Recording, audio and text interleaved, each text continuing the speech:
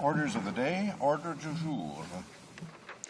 Ordre émanant du gouvernement, projet de loi émanant. Bill C-46, the Canada-Panama Free Trade Act. Resuming debate, a reprise de débat, the Honourable Parliamentary Secretary to the Minister for International Trade.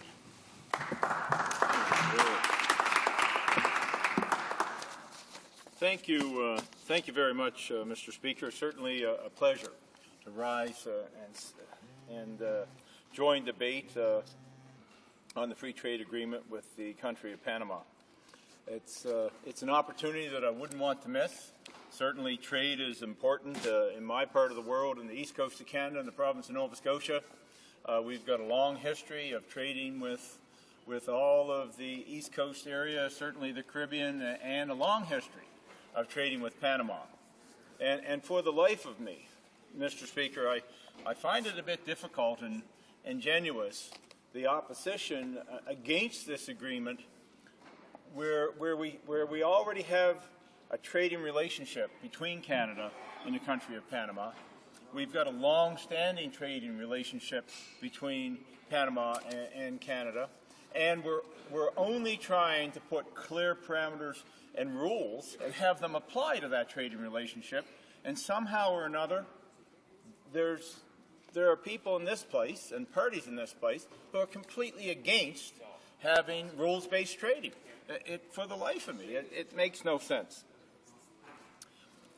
As all members in this place know, Mr. Speaker, this is a time when we need to open doors for Canadians, to level the playing field, create new commercial opportunities, and to work with our partners around the world to help Canadians succeed. Panama is a perfect example of a partner with great potential. Canadian manufacturers, exporters, and producers, including small and medium-sized producers, need access to markets like this one in order to compete. In 2009, our two-way trade in merchandise totaled $132.1 million. Key Canadian products, including machinery, motor vehicles and parts, pharmaceutical equipment, pulse crops, were some of the driving forces behind this success. Canadian businesses want a deeper partnership with Panama so that they can take full advantage of this dynamic market and what it has to offer. It is time to deliver on what our businesses and our economies need to succeed. Once the Canada-Panama Free Trade Agreement is in place, trade in these and other products like pork, beef, fish, and seafood, paper products, construction materials, and equipment will become easier for Canadian companies. Mr. Speakers, the members of this House should recognize just how the Canada Free Trade Agreement will benefit other regions. Take Quebec, for example. In 2009, Quebec merchandise exports to Panama totaled $30 million. These exports fell mostly in the areas of meat, vehicles, machinery, pulp and paperboard, pharmaceutical products, and scientific precision instruments. Once implemented, the Free Trade Agreement will eliminate current Panamanian tariffs on vehicles of up to 15%. It will eliminate current tariffs on pork of up to 70%. These are just a few examples of how this agreement will benefit Quebec's sectors of export interest. We have also mentioned in this House Panama's focus on infrastructure investments, which also presents great opportunities for growth in infrastructure-related exports such as machinery, a strong sector in Quebec and Ontario.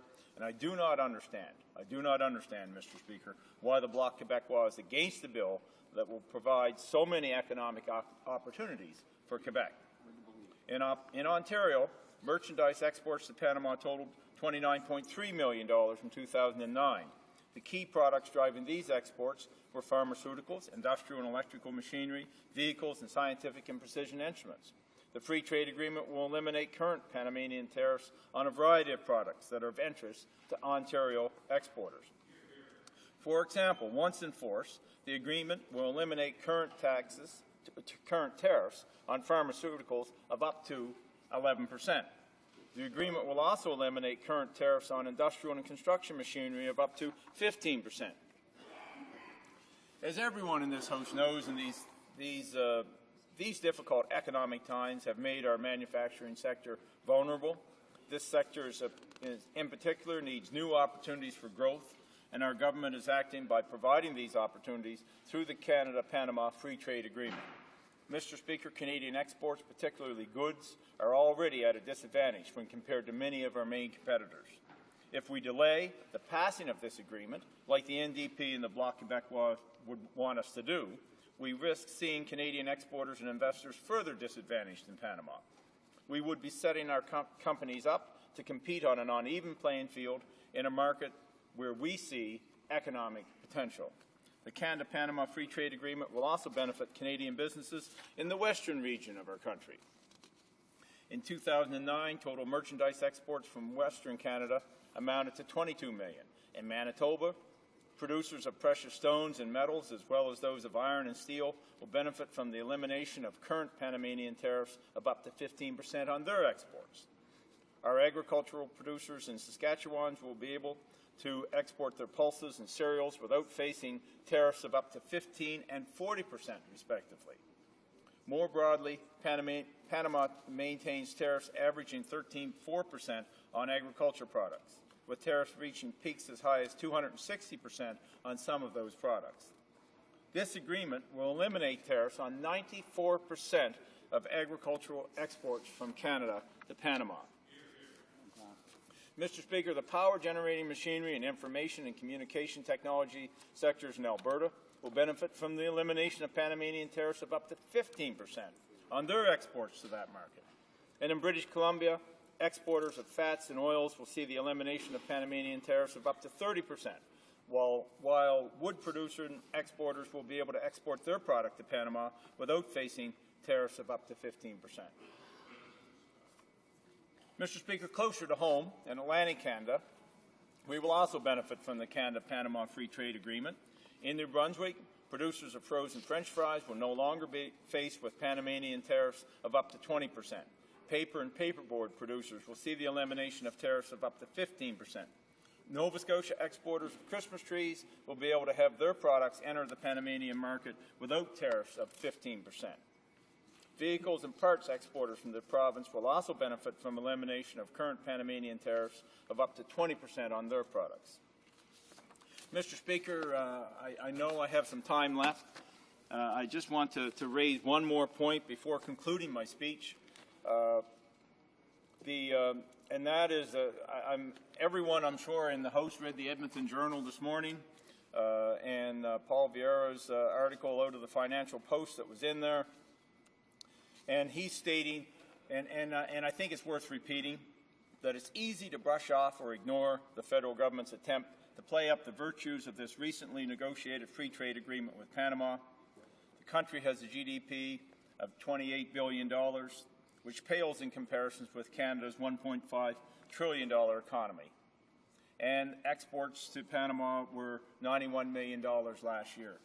And if that's all that people can see in this agreement, then it all stops there, Mr. Speaker. But we have to look to the future, and not just for the future of Canada. We have to look for the future of Panama as well. So if we rather than focus on the country's size, focus on the crucial piece of infrastructure in that Central American country, the Panama Canal. Experts tout that the supertankers coming from China will have to pass through a bigger and refurbished canal set to open in 2014 to drop off goods to the U.S. ports and Canadian ports in the Gulf and Atlantic coast. The way Asian trade has been growing and will resume growing once we get a recovery with momentum is going to overwhelm existing Pacific ports. Panama is a key country in the trading bloc known as the Central American and Caribbean region, or the CAC. This part of the world is small, but its economies are indeed growing and are expected to advance at a slightly faster pace than many of the advanced economies in the years ahead. There are advantages for Canadian companies in this region, as the companies are relatively easy to get to.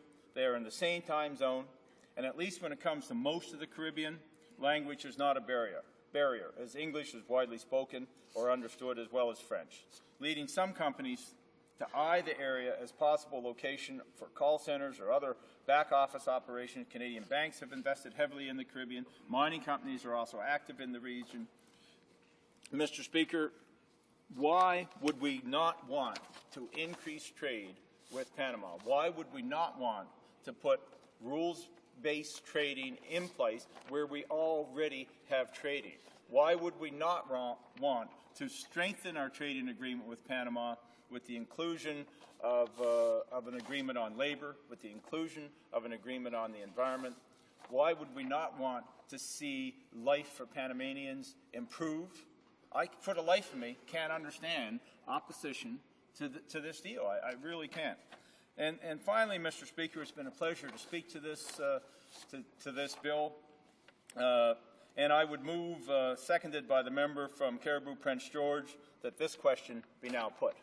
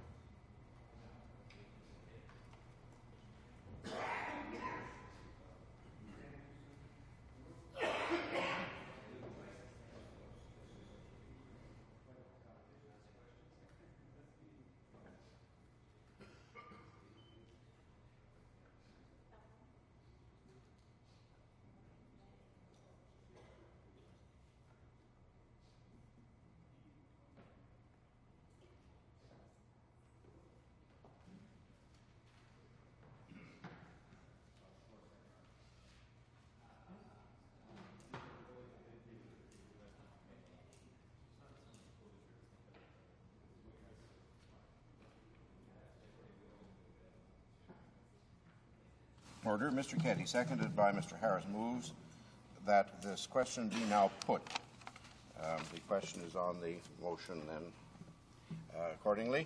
But questions and comments on the speech, the honourable member for Halifax West. Thank you very much, Mr. Speaker, very much. I want to ask my honourable colleague from South Shore St. Margaret's, who spoke at the beginning of his speech about the long history from our province of Nova Scotia of trade with the Caribbean region. And I think of the Caribbean region a little more than Central America as the history of trade, because we think, of course, of the many years over which Nova Scotia would ship fish to the Caribbean, and then the ships would not come back empty. They'd come back with things like molasses and sometimes some other liquid products from sugarcane that were well known and the source of considerable wealth in his part of Nova Scotia and other parts of Nova Scotia. Particularly during the time of Prohibition in the U.S., the region was known for the movement of some considerable quantity of rum. But I wanted to ask him what he sees in this agreement in terms of benefits for businesses in Nova Scotia and their workers, but also in terms of the benefits for people in Panama. Thank you, Mr. Speaker. Honourable member for South Shore St. Margaret's. I thank you, Mr. Speaker, and I appreciate the question from my colleague from Halifax West.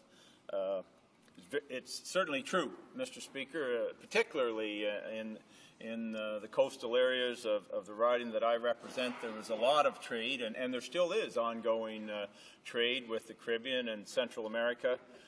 And certainly one of the main products that was shipped down to Central America was fish. But interestingly enough, there's a lot of dynamite that was shipped down, certainly out of the dynamite wharf in Mahone Bay. And the schooners, most of them coming out of La Have, a lot of them coming out of La Have, shipped a lot of fish down, dynamite down there, and absolutely they brought rum back. And it was a great commodity with a great marketplace in Atlantic Canada. So based on that history, and we look at the advantages for Panama and for Canada, and particularly the East Coast today, I'll go back to my original statement. Panama is an area that's growing. Panama is looking for partners throughout the world. We will see the twinning and the opening of the second Panama Canal in 2014. The infrastructure development that's going on there today is tremendous. There are opportunities there now for Canadian companies and Canadian businesses, including East Coast companies. The ability to provide logistical support when we increase the traffic by about 30% that will be moving through the Panama Canal.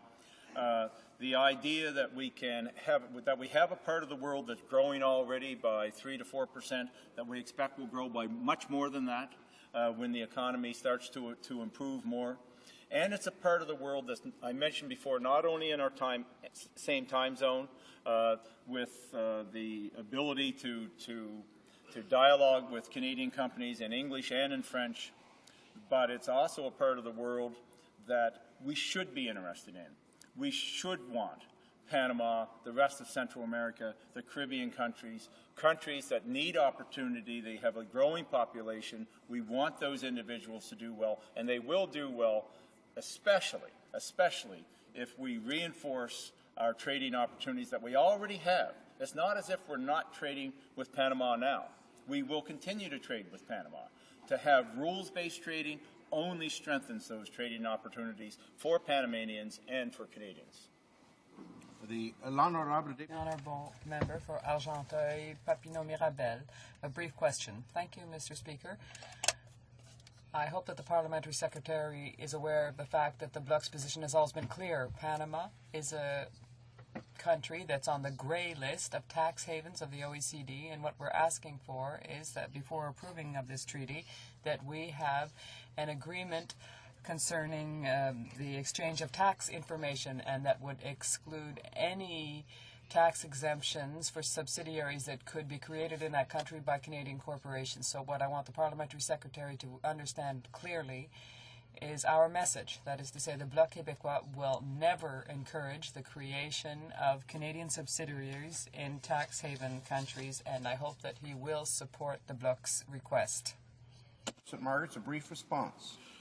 Thank you, Mr. Speaker, and I appreciate that question. That's a very legitimate question. And certainly it goes back to my original statement, Mr. Speaker, about rules-based trading can only improve the situation that already exists for trade between Canada and Panama.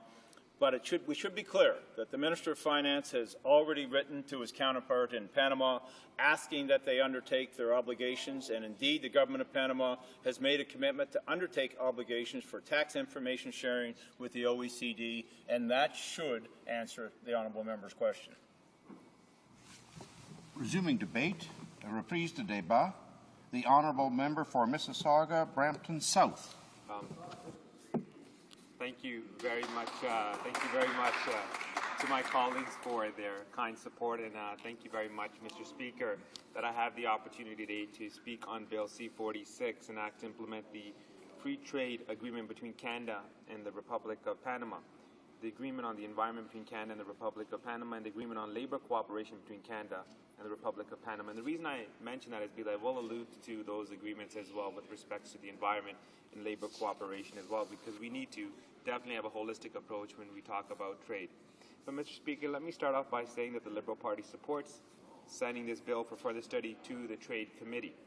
The Liberal Party, as the party of free trade, has always promoted efforts to expand Canadian companies' access to foreign markets. We understand the importance of allowing companies to succeed not only domestically but abroad as well. After all, we are a trading nation, and 80% of our economy depends on exports, and therefore we must always be looking for new opportunities to break down barriers and bolster trade. Ideally, we would like to see Canada open up markets on a multilateral basis. It's so important that we recognize that we can do much better if we have a multilateral approach.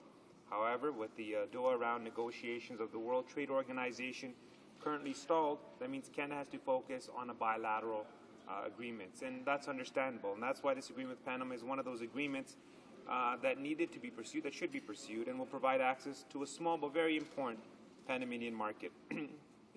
Just a few key statistics to kind of set the context when I talk about market size.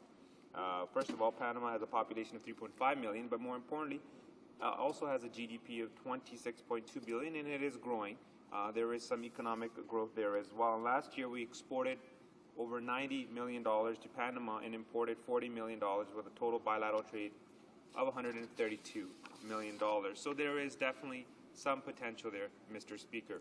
But the current expansion of the Panama Canal is where there's real opportunity, where there's opportunities for projects for Canadian companies in construction, environmental engineering, and construction firms will also have the opportunity to hopefully gain access into that major initiative. back in 2008, I had the distinct pleasure, along with my colleagues from the Trade Committee, to travel to Panama to see firsthand the canal and have an opportunity to look at Panama as a possible jurisdiction for free trade and to pursue a free trade agreement with. And I saw the canal, which carries such a large portion of the world's trade, and marveled at the engineering that allowed for its creation. I also saw a dynamic and modern city that is Panama City, which is a business hub for that region. And the message that was conveyed to us there is that Panama is stable. It's a modern country that has significant progress, or has made significant progress in terms of development and democracy over the years. Panama is also taking tremendous pride in reclaiming the canal from the American control back in 1999. And the canal's ambitious expansion is part of the sense of ownership and the understanding that the canal is a key to the country's future prosperity. But there are some concerns I want to raise with respect to this debate, Mr. Speaker. It's good that we are pursuing this free trade agreement, but it has very minimal impact in the context of our overall trade. While our competitors, other countries, other jurisdictions are pursuing aggressively, courting other major developing economies like China and India, Canada is lagging far behind.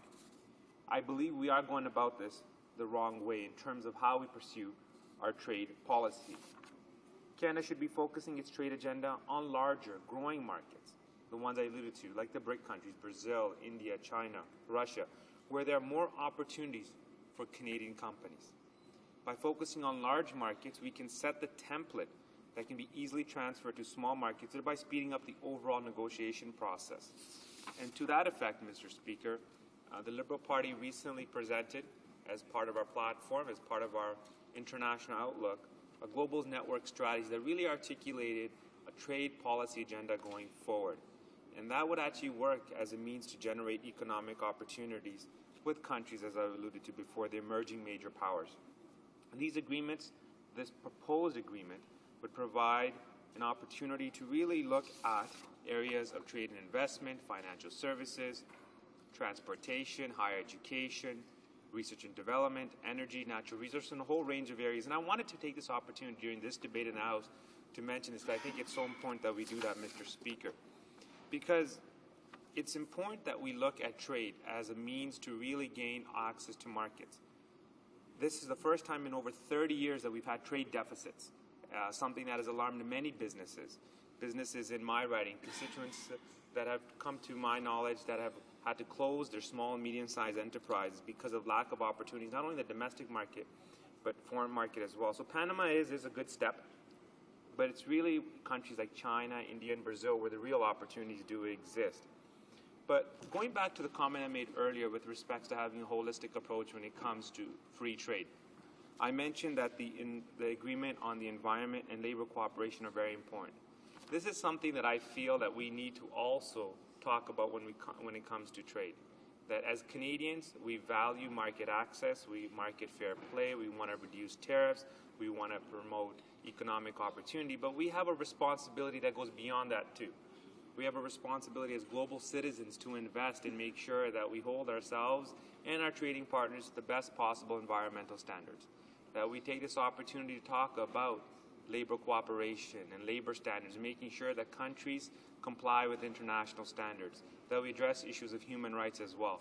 This is the kind of approach that the Liberal Party has always talked about. It's not only talked about free trade, but fair trade as well. And it's also very much promoted the importance of the environment and labor as well. And this is something that we have discussed on many trade agreements, and it's important that we don't miss this opportunity in this debate as well.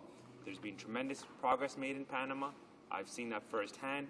But I believe we can continue to improve the situation there and also create a framework going forward for other free trade agreements as well. As I indicated in terms of investment abroad, it's not only important simply to have a free trade agreement with Panama, but it's important that we also invest in the trade commissions and the foreign embassies abroad as well that provide support to businesses.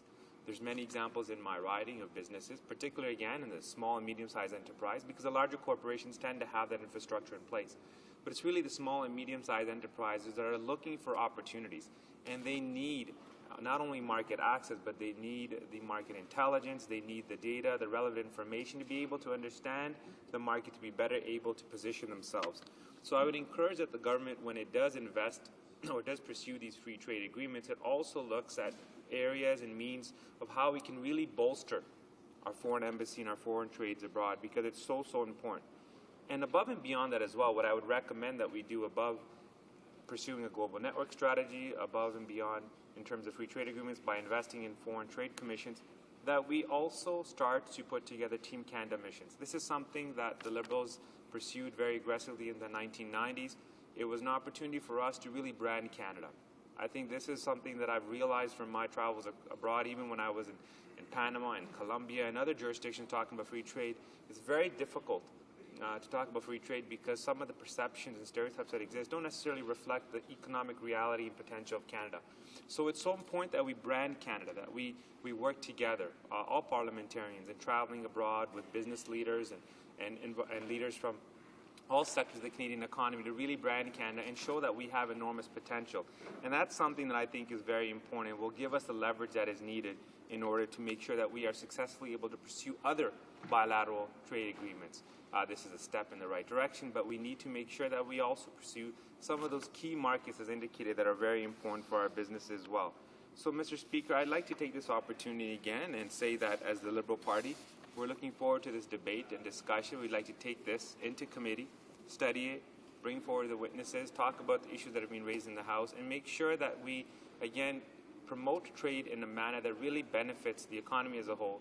But I'd like to, from a local perspective, from my constituency of Mississauga, Brampton South, take the opportunity to really emphasize the importance of focusing our resources, our strategies around promoting small and medium-sized enterprise and giving them the tools that they need to succeed, not only domestic, but abroad as well in terms of free trade. So Panama, there's enormous potential because of the construction of the canal and the expansion of the canal.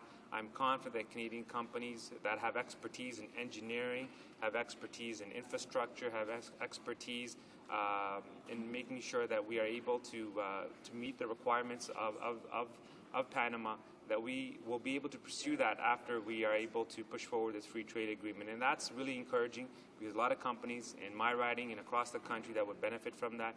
And I hope that all parliamentarians take that into consideration as part of our economic recovery going forward. Thank you very much, Mr. Speaker.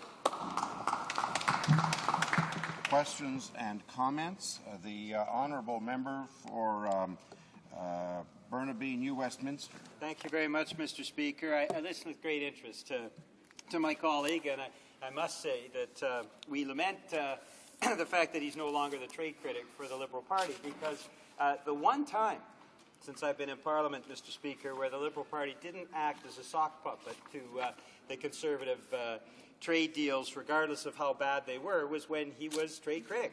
Right. And he came back from Colombia and stood up with the New Democrats and with the Bloc and said no to the Colombia trade deal. And that was, I think, a proud moment for the Liberal Party. It was the last time that they took any principled position at all on trade. And it was under his leadership as trade critic. Now, Mr. Speaker, as you well know, and the member knows, the biggest problem, of course, with the Panama trade deal is, and the elephant in the room, is the dirty drug money laundering that takes place in Panama. Tied for worst in the world, according to the IRS, for drug gang, dirty money laundering. It's a tax haven. It's a fiscal paradise. For the Hells Angels, they're listening to the debate and saying, great, the Conservatives are helping us yet again by bringing in absolutely no regulation on dirty money laundering in Panama. And we had the parliamentary secretary saying, well, we'll send a letter and we'll ask the Panamanians to stop the dirty drug money laundering. Well, the member knows, as you do, Mr. Speaker, that's a crock. This is ridiculous. And I guess my question to the member is very simple. Given that there is absolutely nothing that deals with dirty drug money laundering, with the Hells Angels' use of Panama as a tax haven, why is the Liberal Party supporting a deal that so clearly goes against Canadians' interests, against our Canadian police who are trying to fight dirty drug money laundering? Why is the Liberal Party capitulating yet again to the Conservatives on a trade issue? Honourable member for Mississauga, Brampton South. Thank you very much, Mr. Speaker, and I appreciate the comment and the question, but I must confess that I take exception to the comment made about the current trade critic as well in committee. The member from Willowdale, I believe, has done an exceptional job for the Liberal Party in our caucus and for her constituents in representing trade issues. She very much promotes free and fair trade, and she's very much concerned about human rights, and so is the Liberal Party when it came to the free trade agreement with Colombia. We worked very hard in committee, raising legitimate issues around Colombia with respects to free trade. We worked very hard with the then trade critic as well to make sure that we had a side agreement to address those issues as well. So this party is committed to free and fair trade, but also human rights as well. And I am confident that our member from Willowdale will address these concerns, hopefully if this bill is sent to committee. But with respect to the question around money laundering, again, this has been raised on numerous occasions, and if this is of legitimate concern, then I legitimately believe that this can be addressed during the committee hearings, and I am confident that we can find a solution to deal with this issue if it does exist to the extent that the member describes it as, and this is an opportunity for all of us to come together and find a solution because, as I said before, it is absolutely critical that we pursue free trade agreements, and it's unfortunate that anytime we talk about free trade, the NDP finds some excuse to oppose it.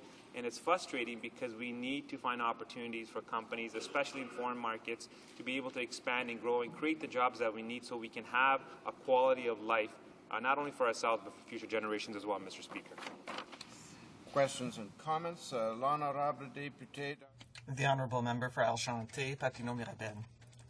Thank you, Mr. Speaker. I would first like my Liberal colleague to be very aware that the position taken by the Liberal Party is the same as the one it took in the past. I remember when Paul Martin was the leader of the Liberal Party, he reached an agreement with Barbados, but there was no information exchange agreement, and that encouraged Canadian businesses to create subsidiaries that were able to engage in tax evasion, and I know that Paul Martin benefited from this personally. So is the Liberal colleague aware that that is a way that they are acting? They're signing agreements that allow Canadian companies to create subsidiaries and not to report their income. And they do that instead of reporting them here in Canada. A brief answer. I'd like to remind the member when he asked this question that referring to the integrity of the former Prime Minister is something that I don't think is a proper assessment in this debate. I think when he pursued free trade agreements, he did so keeping in mind national interest, Canada's national interest, and that includes Quebecers as well. And the businesses that had opportunities to succeed in free trade agreements not only existed in other parts of this country, but also in Quebec as well. And Quebec companies very much rely on free trade agreements, rely on opportunities abroad with respects to economic opportunities for creating jobs and making sure that they have an opportunity to succeed and create a footprint that can really make Quebec and Canadians proud of the opportunities that we have with respect to free trade agreements. And as I indicated, any questions around money laundering or tax evasion, these issues I do believe will be addressed in the committee hearings, and this is something that I think where some of the work will be done and will allow us to have the opportunity to make sure that we deal with it in a manner that is in our national interest. Thank you very much, Mr. Speaker. Reprise today. Resuming debate, the Honourable Member for Argenteuil, Papineau-Mirabel. Thank you, Mr. Speaker.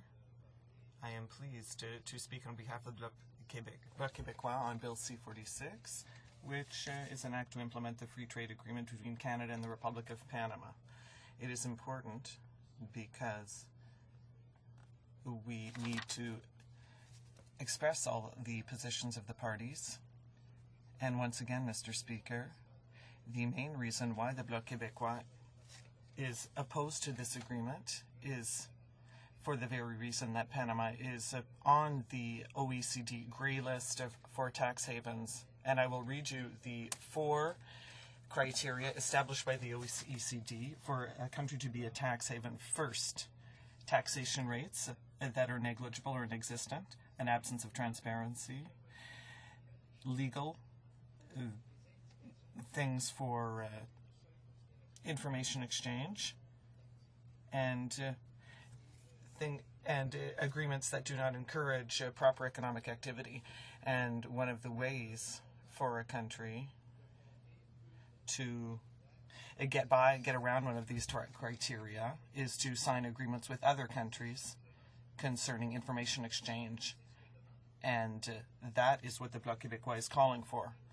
It is simply asking for the government to do like it is doing with the EU and other countries. They want a free trade agreement with Panama, but it needs to be fair because, Mr. Speaker, with the last financial crisis, the leaders of certain nations are very reluctant to establish agreements with other countries that foster tax evasion.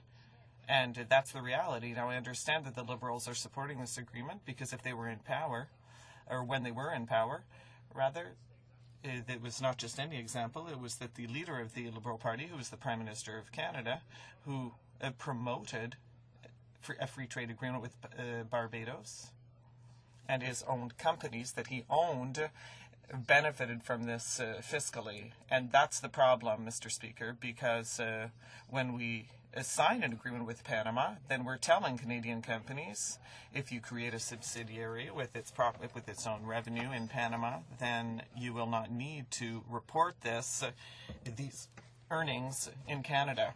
And that's something we want to avoid, Mr. Speaker. We want the government to encourage our own companies here in Canada. We don't want them to create subsidiaries elsewhere, and we want them to be able to we don't want them to be able to get around reporting their own revenue here in Canada. And in addition, here's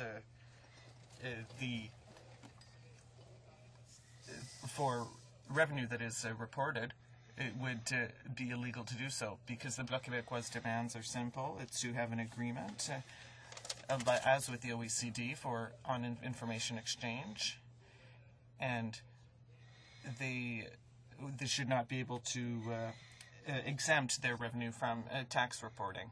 So I think that would be logical for all citizens who pay taxes here in Canada. They pay their taxes, they work hard, and they see their pension revenue going down. We've seen in the media that the major pension funds are at 87% of their results. So they've got a shortfall of some 13% right now. And I think that the citizens of Quebec and Canada should be able to expect that a government should not sign trade agreements with countries that are tax havens. And the OECD, it's the OECD who says so, it's not Canada. And what the Conservative Party says through its parliamentary secretary today is that the Minister of Finance wrote a letter to the authorities of Panama to say, well, you should respect these OECD criteria, and so you're removed from the list, and so you're not a tax haven anymore. But, I mean, that's all very well if the Minister of Finance writes them a letter. I don't expect much out of it. And they'll, write this letter, put it in their folder. That's the reality, and those countries will not change. And that's why the Panama is on the gray list of the OECD. If it had wanted to respect other countries, well, then it would not be on the gray list of the OECD. So once again, why should we want to ratify at any price an agreement like this? Just to help Canadian governments create subsidiaries in these countries, and they will make money, yes, and be able to evade tax through their subsidiary in Panama. When I heard my Liberal colleagues say in committee that we can discuss this, there's nothing to discuss, Mr. Speaker.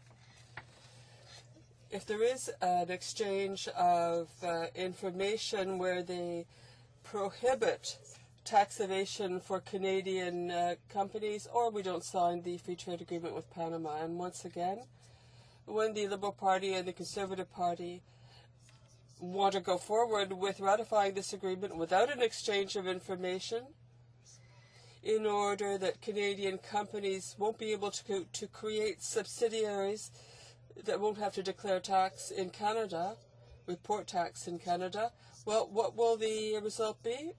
What will happen is what's been happening.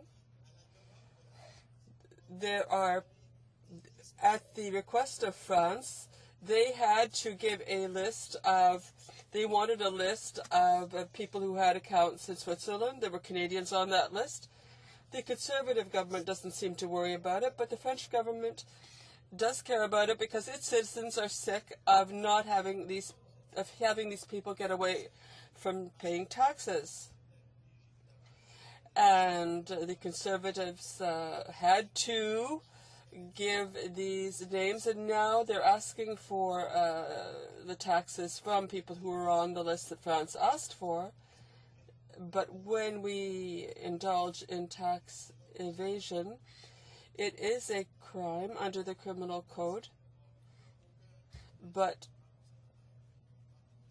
no one in the Conservative government has said that they will take criminal action against these people who have engaged in tax evasion. So the Conservatives, with the help of the Liberals, have signed a free trade agreement where there is business being done by Canadians, which is a small country, but there's business to be done there, as there is in all countries. And I think it's worthwhile doing business with small countries, but with a tax haven that would be made legal in an agreement that would open the door to Canadian or Quebec companies to create subsidiaries that would be able to exempt the money they make from Canadian taxes. We in the Bloc are standing up for all Quebecers, not by those few rich people who could profit from this particular aspect of the agreement. We did the same thing before, when the Prime Minister Martin,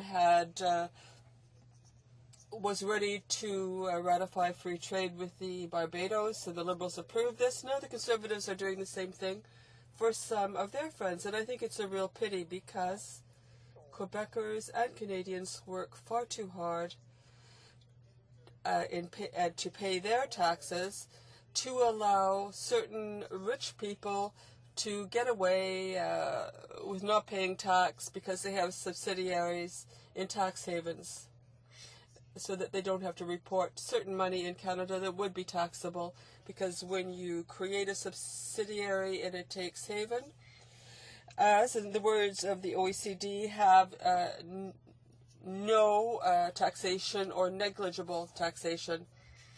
Mr. Speaker, we have to make this clear with Panama. We would be crazy not to, because otherwise we would be ratifying this agreement without being in compliance with what the OECD thinks is proper, and this would be making money exempt from tax through the creation of subsidiaries in Panama, and that would be removing them from the ambit of Canadian law. I think it's a good thing for Canadians and Quebecers to do business with these countries, but it has to be in the benefit of all the people. We have to make sure that anyone who does business in Panama pays their fair share, as they do here. And once again, the Conservatives are adopting the liberal phobia of making the rich pay. Questions and comments? For Mississauga South. Thank you, Mr. Speaker. The whole discussion about free trade agreements always, when you look at the economic reasons, are very compelling in a number of cases. There are some side issues, and they're part of this debate, but I wanted to see if the member had any idea. The United States signed an agreement with Panama 3 years ago, and the Panamanian Congress ratified it 13 days later, but here we are 3 years later, and the U.S. Congress still has not ratified the Panamanian agreement. Is the member aware of the reasons why the Americans have not proceeded with ratifying that agreement? The l'honorable député d'Argenteuil-Papineau. The honourable member for Argenteuil-Papineau-Mirabel. Mr. Speaker, when you're in a recession, in a stock exchange crisis. Why would we be ratifying agreements with countries that are tax havens? Perhaps that's what the Conservatives want to do. The Liberals in the past defended trade with Barbados, which is a tax haven. So I'm very disappointed with the Liberal position. They're acting with the Conservatives. They're not thinking carefully about this. Once again, Mr. Speaker, I see that the Liberals have offered nothing by way of change. And it's hardly surprising that they're having a hard time with the public these days. Questions and comments? Westminster. Merci beaucoup, Monsieur le Président. Et, Thank you, Mr. Speaker. And there again, as with Colombia, we see that there are two parties in this House, the Liberals and the Conservatives, who quite simply refuse to hear what the public is saying. As the member knows full well, we've had a situation where the Bloc and the NDP have been able to react to the systematic violations of human rights in Colombia, but the Conservatives have sort of given a kind of approval to Panama, and now, in this case, they are giving, rubber stamping this tax haven, the actions in this tax haven, and the existence of Panama as a tax haven. So here's the question I want to ask my colleague. How is it that it is only the NDP and the Bloc who are defending these principles? And how is it that the Liberals and the Conservatives are always following what lobbyists say rather than defending just taxation and helping to put an end to tax havens rather than increasing them? The Honourable Member for Argenteuil-Papineau-Mirabel. Well, my colleague is quite right. We were also against the free trade with Barbados, and for the same reasons that we are putting forth today. And that is because the main lobbyist, the most powerful lobbyist, was the Prime Minister himself at that time. He wanted business with Barbados, and it was understandable that the Liberals and Conservatives would have approved this. Because when you come to a free trade agreement with a country, it's as if you're legalizing all the business that goes on with them. And the Liberals and the Conservatives have said that they would improve the agreement, but there have been no improvements.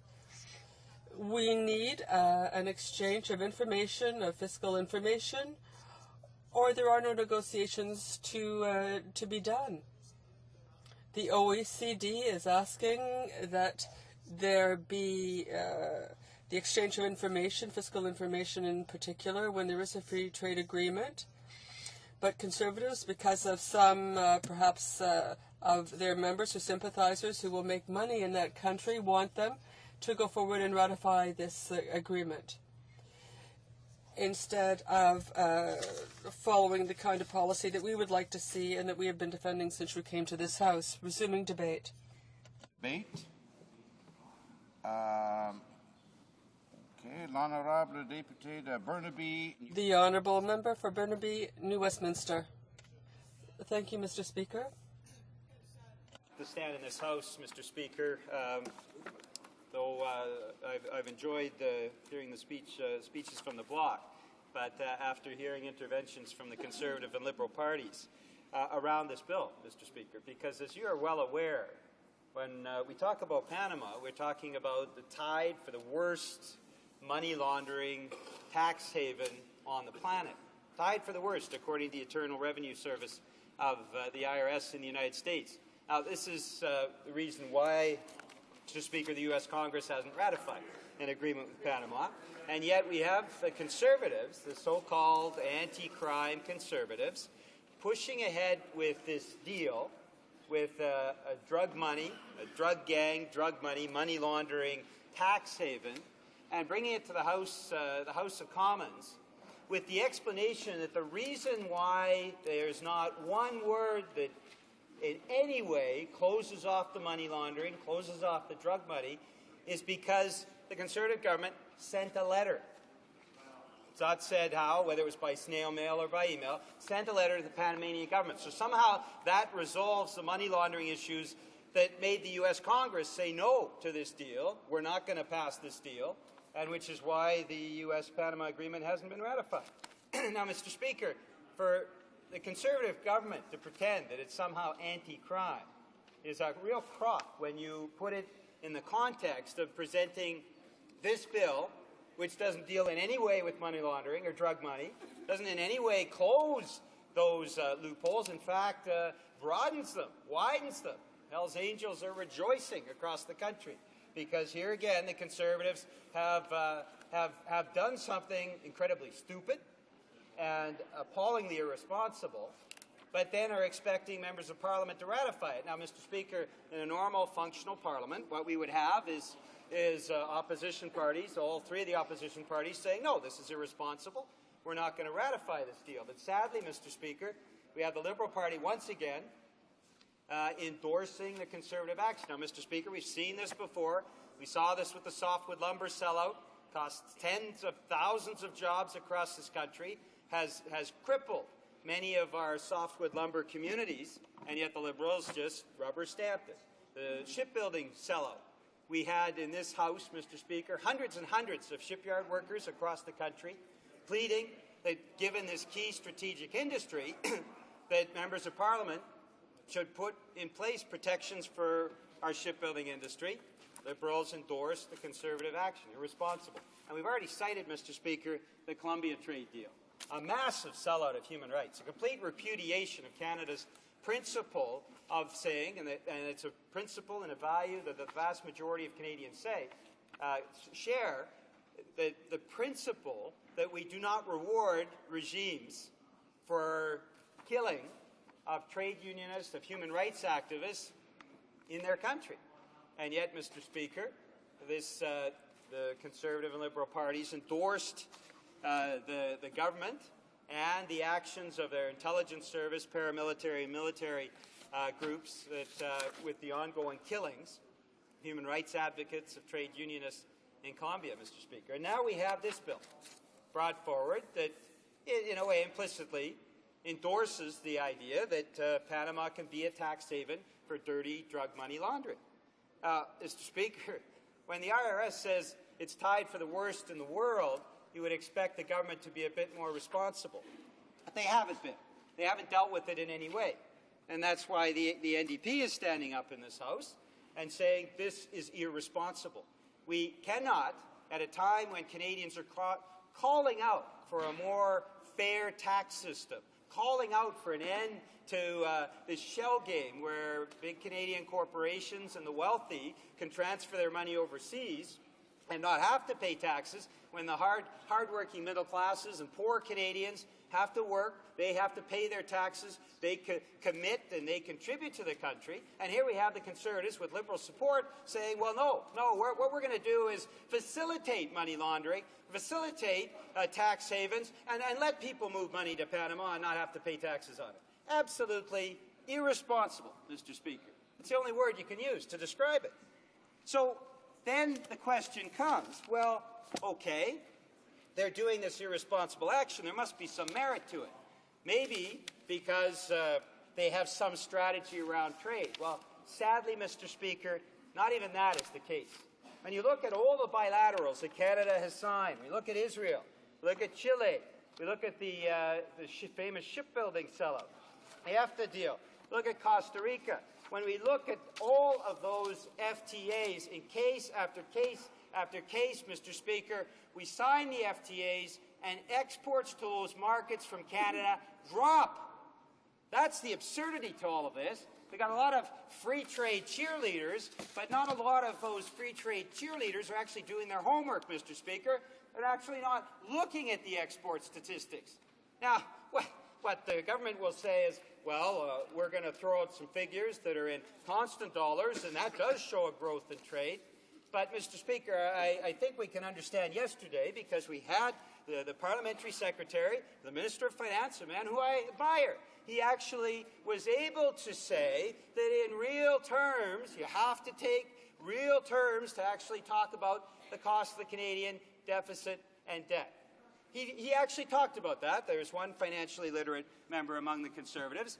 So here we have a situation where not a single Conservative in real terms has looked at the export figures that actually have led to a decline. I compliment the parliamentary secretary because he understands the difference between current dollars and constant dollars. Nobody else on that side appears to know the difference, Mr. Speaker. But if you know the difference, you know that our exports have declined in every single bilateral market. So there's a fundamental problem, Mr. Speaker. Fundamental problem. Now, Conservatives will say, okay, well, maybe exports have declined in real terms. Maybe we don't know what we're doing with money laundering, but surely this contributes to prosperity. And there again, Mr. Speaker, again, you have to look in real terms. Again, you have to talk about constant dollars. But here are the figures, the most recent figures about what has happened to family income in Canada. And we go back to the NAFTA days and the signing of the Canada-US Free Trade Agreement. And sadly, Mr. Speaker, for the middle class and for poor Canadians, in every single case there has been a decline in real income.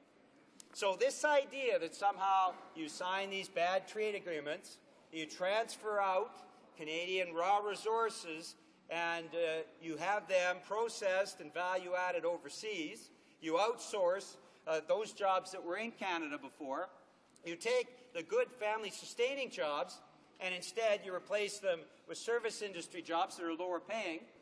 Burger flippers, we've got more than we've ever had before in this country, Mr. Speaker. But those good manufacturing jobs, we've lost 500,000, largely because many of these trade agreements are structured so that Canadian companies can take their factories and take their manufacturing capacity overseas. So, Mr. Speaker, when we look at the overall income of the average Canadian family, it's no secret why the debt load for the average Canadian family has doubled over the past 20 years. It's because real income has declined for every single income category except one, Mr. Speaker, and that's the real reason why we're seeing this bill, this money laundering, dirty drug money laundering bill today, is that for the wealthiest of Canadians, they now take 52% of all Canadian income. They take most of the Canadian income pie, and those are the folks, of course, that would love to take their money to Panama and not have to pay taxes on it. So, Mr. Speaker, what we're seeing is a hollowing out. We're seeing a very bad, dysfunctional export strategy. And, Mr. Speaker, in this corner of the House, we're standing up for the average Canadian family, and we're saying if this government has such a dysfunctional trade strategy and dysfunctional export strategy, then it's up to this corner of the House, the NDP, to say no to bad trade deals and no to deals that are irresponsible. And that's what we're doing, Mr. Speaker. There will be 5 minutes for questions and comments on the honourable member's speech when the debate resumes. Déclaration. Member statements. L'honorable député de... The honourable member for Charlebourg-Haute-Saint-Charles. Mr. Speaker, last September I had the pleasure of participating in the inauguration of the Gérard Choquette Training Centre in Charlebourg in my riding. The new synthetic surface makes sports practices like soccer, football and rugby safer and more pleasant. The project also includes the building of 2 buildings and the conversion of the track to an asphalted pedestrian path, the acquiring of a new lighting system and scoreboard. Canada's government is proud to have invested with the government of Quebec, the Patro, and its other partners in this $3 million project. Our financial contribution of $1 million for Patro Charlebourg, an establishment created by the Order of St. Vincent de Paul, was made possible thanks to the Recreational Infrastructure Program of Canada. We care about the quality of life and the health of the people of Charlebourg-Haute-Saint-Charles, which is why we are proud to have invested in this infrastructure and therefore have contributed to its prosperity. Thank you. Member for Parkdale Hyde Park. Monsieur le Président, Mr. Speaker, I would like to officially wish the welcome to the Dalai Lama, who's arriving today, in Toronto. Millions of Canadians, or thousands of Canadians, are in the centre in Toronto to hear his message. Testimony at the Tibetan Canadian Cultural Centre to visit with members of the strong local Tibetan Canadian community, as well as members of the Parliamentary Friends of Tibet. Tibetan Canadians have sacrificed much to make this centre available for the wider community as a facility for peaceful dialogue between cultures. While the centre did receive federal funding towards its renovation, I invite Canadians to provide a truly Canadian welcome to Dalai Lama by donating some of the matching funds it must have to be completed. The other way to commemorate the visit, of course, is to ensure that Canada remains vigilant and consistent in its support of international human rights at all times. I invite honourable members to join me in extending an official welcome to honorary Canadian citizen, the Dalai Lama. The honourable member for Drummond. Mr. Speaker, Ms. Nina Dulude, a female farmer of my riding living in Saint-Germain-de-Grantham, has seen her passion for agriculture recompensed twofold during the National Assembly of the Women's Farmers Union of Quebec, which was held in St. Wenceslas last September 22nd. This mother of 12 was named the Female Farmer of the Year. Moreover, on October 16th, at the gala of the Saturn Federation of Female Agriculturists of Quebec, she was named Dedicated Female Farmer of the Year. She and her husband, Mr. Pierre Labonté, are specialized in grain-fed veal and large-scale organic farming, and their work has been recognized many times over the years. In 2008, they won the Bal des Moissons Agro-Environmental Trophy and were finalists in the Best Practices in Agriculture category. Thank you, and congratulations to Ms. Dulude. The honourable member for Ottawa Centre. Today to honour the life of Brian Dick. Brian was a genuine hero who served his community as a police officer and his country as a veteran of the Canadian military. Brian died on October 8th from ALS. The last time I saw Brian was last spring when members of this House participated in a charity hockey game with the Ottawa Police to raise awareness and money for the ALS Society. At the time, we were all moved by Brian's determination to fight this disease, but also to make a difference. Brian knew he would eventually succumb to his disease, but he fought to ensure that members of the Canadian military who suffered from ALS would have the support they and their families needed. He continued his fight even when the disease was consuming him, Mr. Speaker, and he won. To his wife, Natalie, and 2-year-old daughter, Sophie, we send our condolences and prayers. To quote Natalie, "We are very proud of what we have accomplished for our family and all vets and military members in the future. Thank you, Natalie. Thank you, Brian." The honourable member for Lanark, Frontenac, Lennox and Addington. Speaker, about 2 weeks ago, the four House leaders paid tribute to the member for Prince George Peace River. As today is his last in the House, I thought I might say a few additional words in his honour. I've had the privilege of serving directly under him for the past 2 years, but my acquaintance with Jay goes back to 1993. The first Reform MPs came to Ottawa with the most honourable goals of public service, but they were greeted by a press corps determined to defend the status quo at all costs. Their inexperience was skewed as incompetence, and their idealism as bigotry. The test of character for the reformers in the class of 1993 was to respond with restraint, but also with a determination to carry on. Not everyone passed this test, but Jay did. I witnessed all this as a caucus staffer, and my admiration for him grew as I saw him mentor new cohorts of MPs. His service as government House leader over the past 2 years shows him to be as adept at tightrope walking or juggling, I'm not sure which circus metaphor best applies, as anyone has ever been. As a man of principle and as a skilled political actor, Jay Hill has few equals and no superiors. I will miss him. The honourable member for Etobicoke Centre. Mr. Speaker, 2 years ago, a promising grade 12 student and constituent, Boris Sikovic, was gunned down by teen thugs trying to rob him. His accused killer is out on bail enjoying life and allegedly refusing to assist police in identifying his accomplices. It's impossible to imagine the despair and sorrow felt by Boris's parents, Vesna and Devoran. As Vesna explained to the Toronto Sun, "I have no chance to see him growing up to become a beautiful man. Justice is not going to give my grandchildren. And the other guy, he's out. He's free on bail." In memory of Boris and in the hopes of stopping this from happening in the future, I introduced Bill C-537 to toughen bail conditions and adding offences involving firearms to those that may only be tried by a superior court. By passing this bill, those accused of a firearms offense would have to demonstrate to court why they should not be detained in custody before trial. As Boris's mother Vesna says, something has to be changed. My son's life should not be in vain. The honourable member for South Shore St. Margaret's.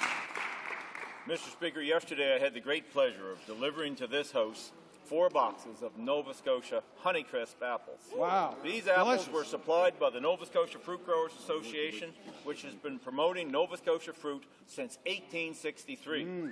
From its beginning, the Nova Scotia Fruit Growers Association has ensured the advancement of agriculture in our area. The association was a leader in establishing the Wolfville School of Horticulture in 1894 and the Kentville Experimental Farm in 1910. Nova Scotia apples have been displayed by the association in many world exhibitions and were praised and rewarded for their fine quality. Presently, the association continues to play an important role in the lives of Nova Scotia apple growers and the apple industry. Today, the association's goal is to create an economically viable and sustainable Nova Scotia tree fruit industry. Mr. Speaker, I, and I am sure all members of this House, thank the Nova Scotia Fruit Growers Association, firstly, for the great work they continue to do, and secondly, for their absolutely The honourable member for Laval. Next spring, the construction of the Tour Saint-Martin will begin in my riding. This 11,985 square metre, 8-floor building will be the first LEED certified office in Laval. The LEED program, which is an acronym for Leadership in Energy and Environmental Design, is based on 5 important domains in human and environmental health, that is to say, environmentally friendly development of the site, effective management of water, energy, atmosphere, materials and resources, and the quality of interior environments. With the St. Martin Tower, facilities such as showers will be installed on various floors to allow walkers and cyclists to start their day in comfort. Moreover, the building will have geothermal technology and air and water recovery equipment. The entrepreneurs for this project hope to obtain a silver LEED certification, and my colleagues from the Bloc Québécois and myself hope that they meet their target. Thank you, Mr. Speaker. Calgary East. Thank you, Mr. Speaker. Mr. Speaker, this Monday I delivered a speech at the 10th United Nations Conference Against Transnational Organized Crime in Vienna. I had the opportunity to reaffirm this government's commitment to combating human smuggling. This goes hand in hand with the bill introduced and now given royal assent from the member from Kildona St. Paul, who has worked relentlessly on this issue. As well, yesterday, our government introduced a bill that targets those who prey and abuse our immigration system through illegal human smuggling activities. Let me be very clear, Mr. Speaker. Legal migration enriches us all. Canada is determined to maintain trust in its regular immigration and refugee systems, ensuring they work effectively and fairly for everyone. Their manipulation by criminal networks will not be tolerated. Mr. Speaker, our government will continue its fight against human smuggling and protect the integrity of our immigration system. Honourable member for Mississauga-Streetsville. Mr. Speaker, I was honoured to join the Canadian Museum of Hindu Civilization for the unveiling of the memorial monument to the fallen soldier. Donated by the families of Shaili and Ajit Shamashwar, Christine and Bhupinder Khalsa, and Jayu and Vasu Chatalani, the monument is designed to show the heroism of Canadian soldiers, particularly those who lost their lives in Afghanistan. Mr. Speaker, this stunning and humbling monument is shaped as a maple leaf, is carved in black granite and red imperial granite, sourced from India. Standing tall next to the statue of Mahatma Gandhi, the monument is dedicated to the Canadian Armed Forces for their exemplary service as peacekeepers all over the world. Ms. Shaili Shamashwar summed it up best when she said, "The Indo-Canadian community's involvement speaks of its dedication to the causes that Canada supports. It's our humble way of saying we care, we belong, and we truly appreciate." Mr. Speaker, I highly recommend that residents all over the GTA and visitors passing through take time to visit this important monument. Thank you. The honourable member for Lotbinière, Chute de la Chaudière. Mr. Speaker, Human smuggling is a criminal enterprise that spans the globe. Human smugglers facilitate for a profit individuals entering Canada illegally. This is fundamentally unfair to the legitimate refugees who are patiently waiting in line to start a new life here in this country. Yesterday, the Minister of Public Safety and the Minister of Citizenship, Immigration and Multiculturalism announced legislation that will crack down on these criminals who are trying to take advantage of Canada's generosity. Human smuggling is a serious criminal offense that endangers human lives and benefits only criminal organizations. Through this legislation, our government is sending a clear message. The abuse of our immigration system by human smugglers will not be tolerated, and every effort will be made to ensure the safety and security of Canadians. Canada will continue to be a compassionate nation of immigrants with a proud history and tradition of welcoming refugees. But we need to protect our borders, and this is exactly what this bill will do. Thank you, Mr. Speaker. Member for British Columbia, Southern Interior. Mr. Speaker, I'd like to share with this House the heroic efforts of the citizens of Castlegar, BC. Not long ago, they learned that the only ultrasound machine in our health centre was scheduled for permanent removal to another location at the end of the month. With the closure of the Castlegar Hospital a few years ago by the IHA still fresh in their memories, this was the straw that broke the camel's back. They were absolutely determined to reject any further erosion of their medical services. 2 days ago, more than 300 concerned and angry citizens, seniors, youth, medical professionals, elected officials, and many others marched down the main street of Castlegar to deliver a strong message to the provincial government. Many also worked tirelessly to convince the IHA to suspend the removal of the ultrasound equipment until a full community consultation has taken place. Hopefully, the IHA and the provincial government will work with our community to not only retain the ultrasound machine, but to also expand and improve hospital services in Castlegar. Thank you to the citizens of Castlegar, and congratulations. Next question. The Honourable Member for Kootenay, Columbia. Mr. Speaker, yesterday our Conservative government listened to 55% of Canadians who think human smuggling is unacceptable. Our action will ensure Canada's immigration laws are respected and that criminals are sentenced properly.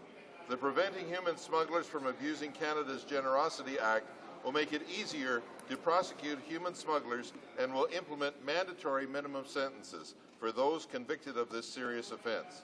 These proposed reforms reflect our government's strong commitment to fight the scourge of human smuggling through stronger criminal laws. This bill has received glowing praise from cultural groups across the country.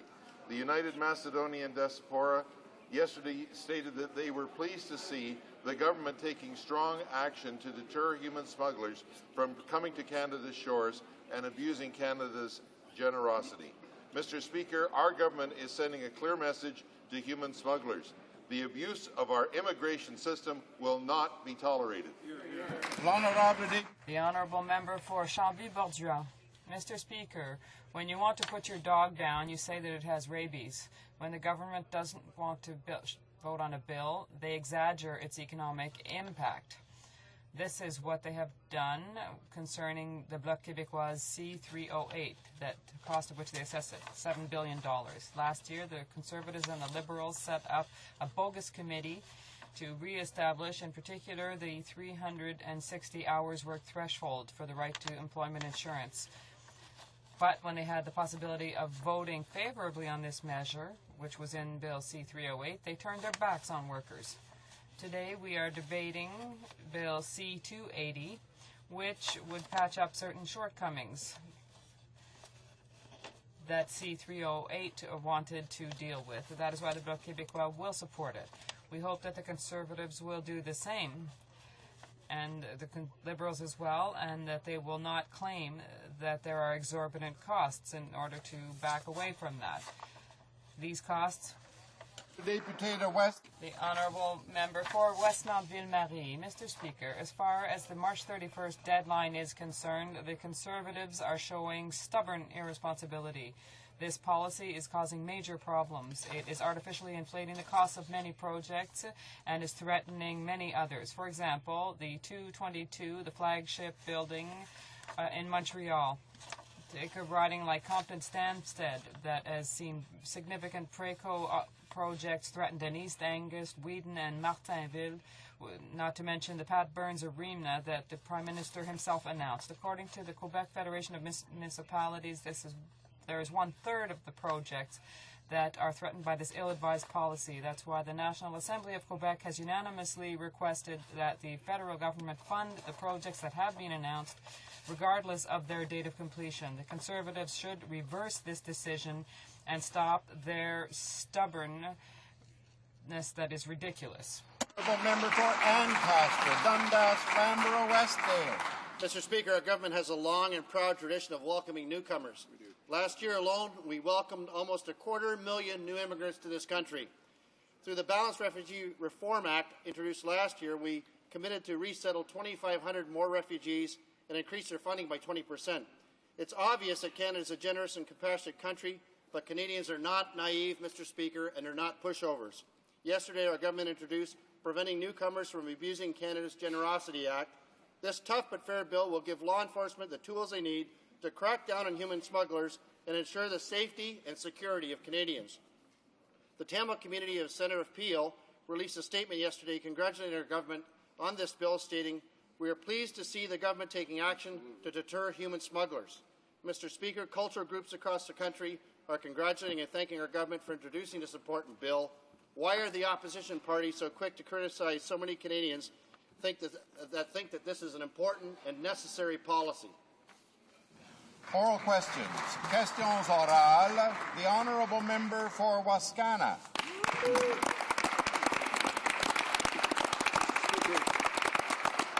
Mr. Speaker, to the notion of selling off Canada's vital potash industry, putting half of the world's reserves into the hands of a single foreign company, the Premier of Saskatchewan has been very clear. The answer is no. But even before this government heard the Premier's advice, the Prime Minister tainted the process. He maligned Potash Corp as non-Canadian. How can anyone now believe the federal regulatory process will be fair when this Prime Minister, who brags about making all the rules, is so blatantly biased? Honourable Government House Leader. I say to my friend from Wascana, I think the Prime Minister just pointed out the facts that some 51% of the shares of this company are held by non-Canadians, Mr. Speaker. The government is undertaking a very rigorous review process, Mr. Speaker, and I will commit that the government will only approve the deal if it's of net benefit to Canada. The Honourable Member for Wascana. Mr. Speaker, 53% of the world's richest reserves of potash are in Saskatchewan. This strategic resource is crucial to farmers, to food production, and feeding a hungry world.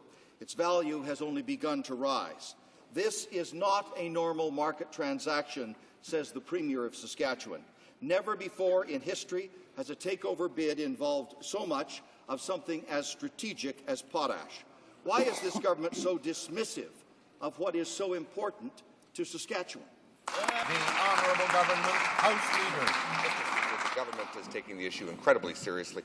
There's a rigorous review that's underway, and as I said, we'll commit that we'll only approve the deal if it's of net benefit to Canada. As for the people of Saskatchewan, they can count on a very strong team of Saskatchewan members of Parliament forcefully representing them in the government caucus. The Honourable Member for Wascana.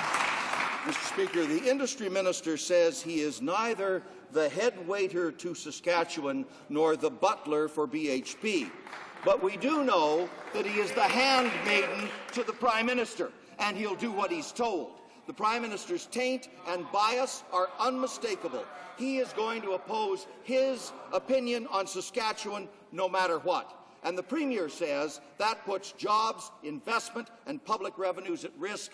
$5.7 billion. When this deal goes sideways, who's going to pay the bills for a bad decision these Conservatives pushed down Saskatchewan's? The Honourable Government House Leader. Mr. Speaker, the last time the people of Saskatchewan were asked about who they wanted to be Prime Minister, I think they spoke very favourably to the custodianship of this Prime Minister, Mr. Speaker. Let me say this to the member for Wascana. The government is undertaking a rigorous review of this initiative, of this request, and will only approve it if it's of net benefit to Canada.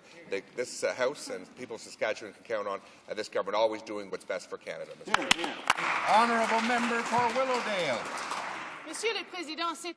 Mr. Speaker, there's a choice to be made. Super persons, whereas crime rates are declining.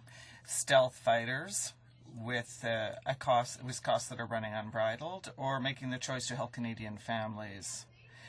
How can the minister look Canadian families in the eyes and defend his choices?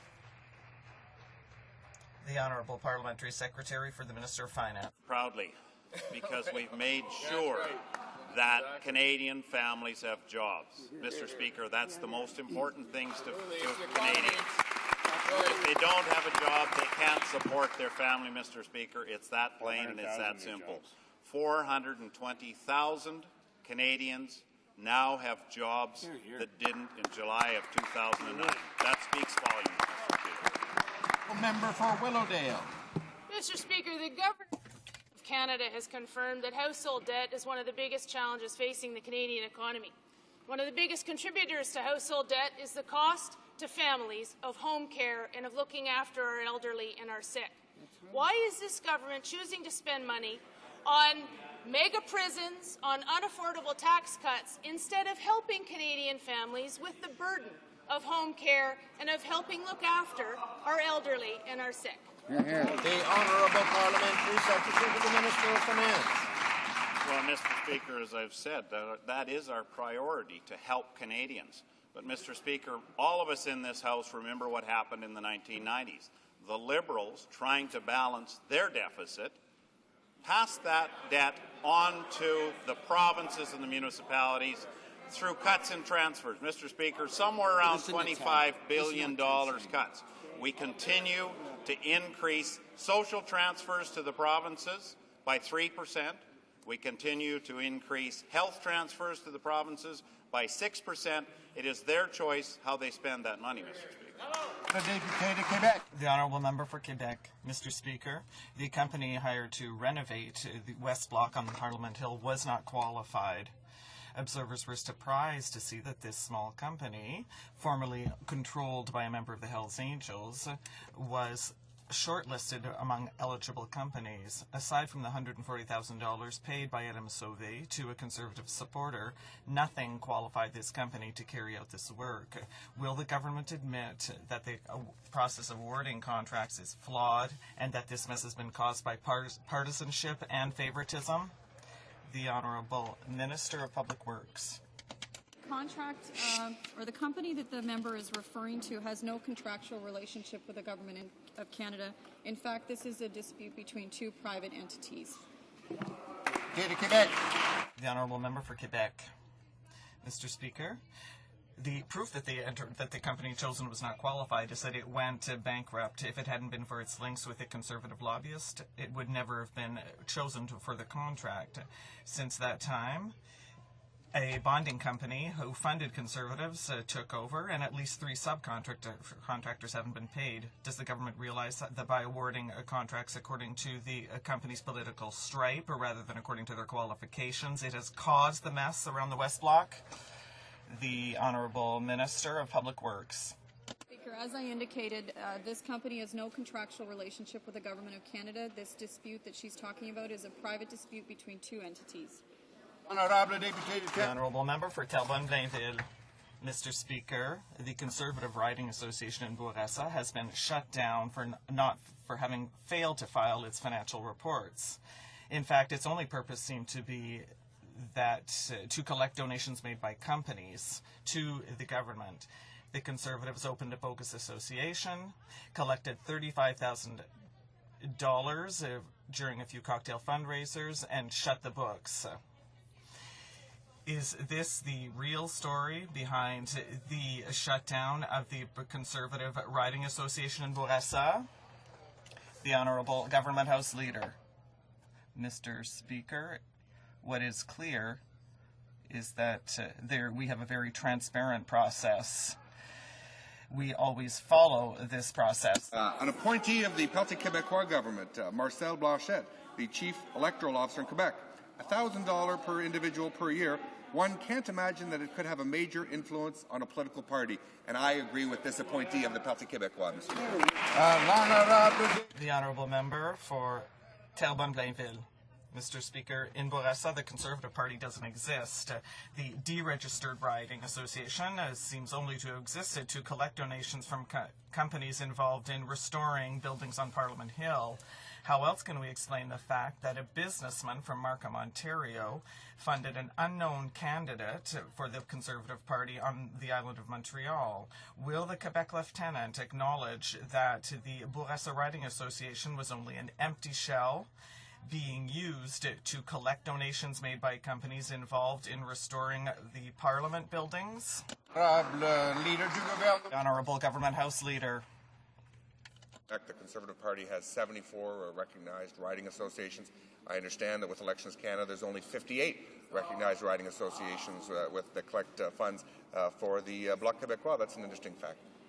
The Honourable Member for Vancouver East. Mr. Speaker, this government is letting wealthy tax evaders off the hook. Today, it's bragging about a tax treaty with Switzerland that will do little to recover billions of tax dollars hidden overseas by tax cheats and corporations. What little information we do have on Canadian tax evaders is the result of the efforts of other countries, France and the United States. When will the government devote the necessary resources to stop this massive tax evasion scam? The Honourable Government House Leader. Thank you very much, Mr. Speaker. Mr. Speaker, Canadian families, Canadian corporations, the overwhelming majority work hard and they pay their taxes fairly, and they have every right to expect that their government will take every reasonable effort to ensure that those who evade paying their fair share face the full force of Canadian law, and that's the commitment that this Prime Minister and this government has made, Mr. Speaker. The Honourable Member for Vancouver East. Well, Mr. Speaker, the reality is the government's doing just the opposite. In 2007, the Finance Minister pretended to be tough about tax fairness, but since then the Conservatives have imposed the HST on Ontario and BC. They've announced a new payroll tax on workers and employers. They've rolled back corporate income taxes and left tax cheats a free field. And after promising to beef up the CRA, the Conservatives have cut the compliance division by 16%, ensuring that tax cheaters are left off the hook. How fair is that? The Honourable Government House Leader. With great respect to my friend from the NDP, having the NDP talk about fairness in taxes is a little bit rich. It's this government who has taken unprecedented measures to reduce the tax burden on Canadian families. Tax Freedom Day in Canada arrives more than 2 weeks earlier than it did just 5 short years ago. And whether it's cutting the GST, whether it's cutting income taxes, whether it's cutting taxes on job creators, every single time we stood up to do that, the NDP voted against it, Mr. Speaker. The Honourable Member for Burnaby, New Westminster. Mr. Speaker, the Conservatives have a long-standing tradition of negotiating with the dubious regimes, and they have now signed a free trade agreement with Panama, which is one of the most secret tax havens in the world. But the Conservatives have done absolutely nothing to change these practices of tax evasion. In fact, there is not a single word in the agreement seeking to stamp out tax evasion. Why do the Conservatives want to foster tax evasion by signing agreements that encourage this practice with dubious regimes? The Honourable Parliamentary Secretary.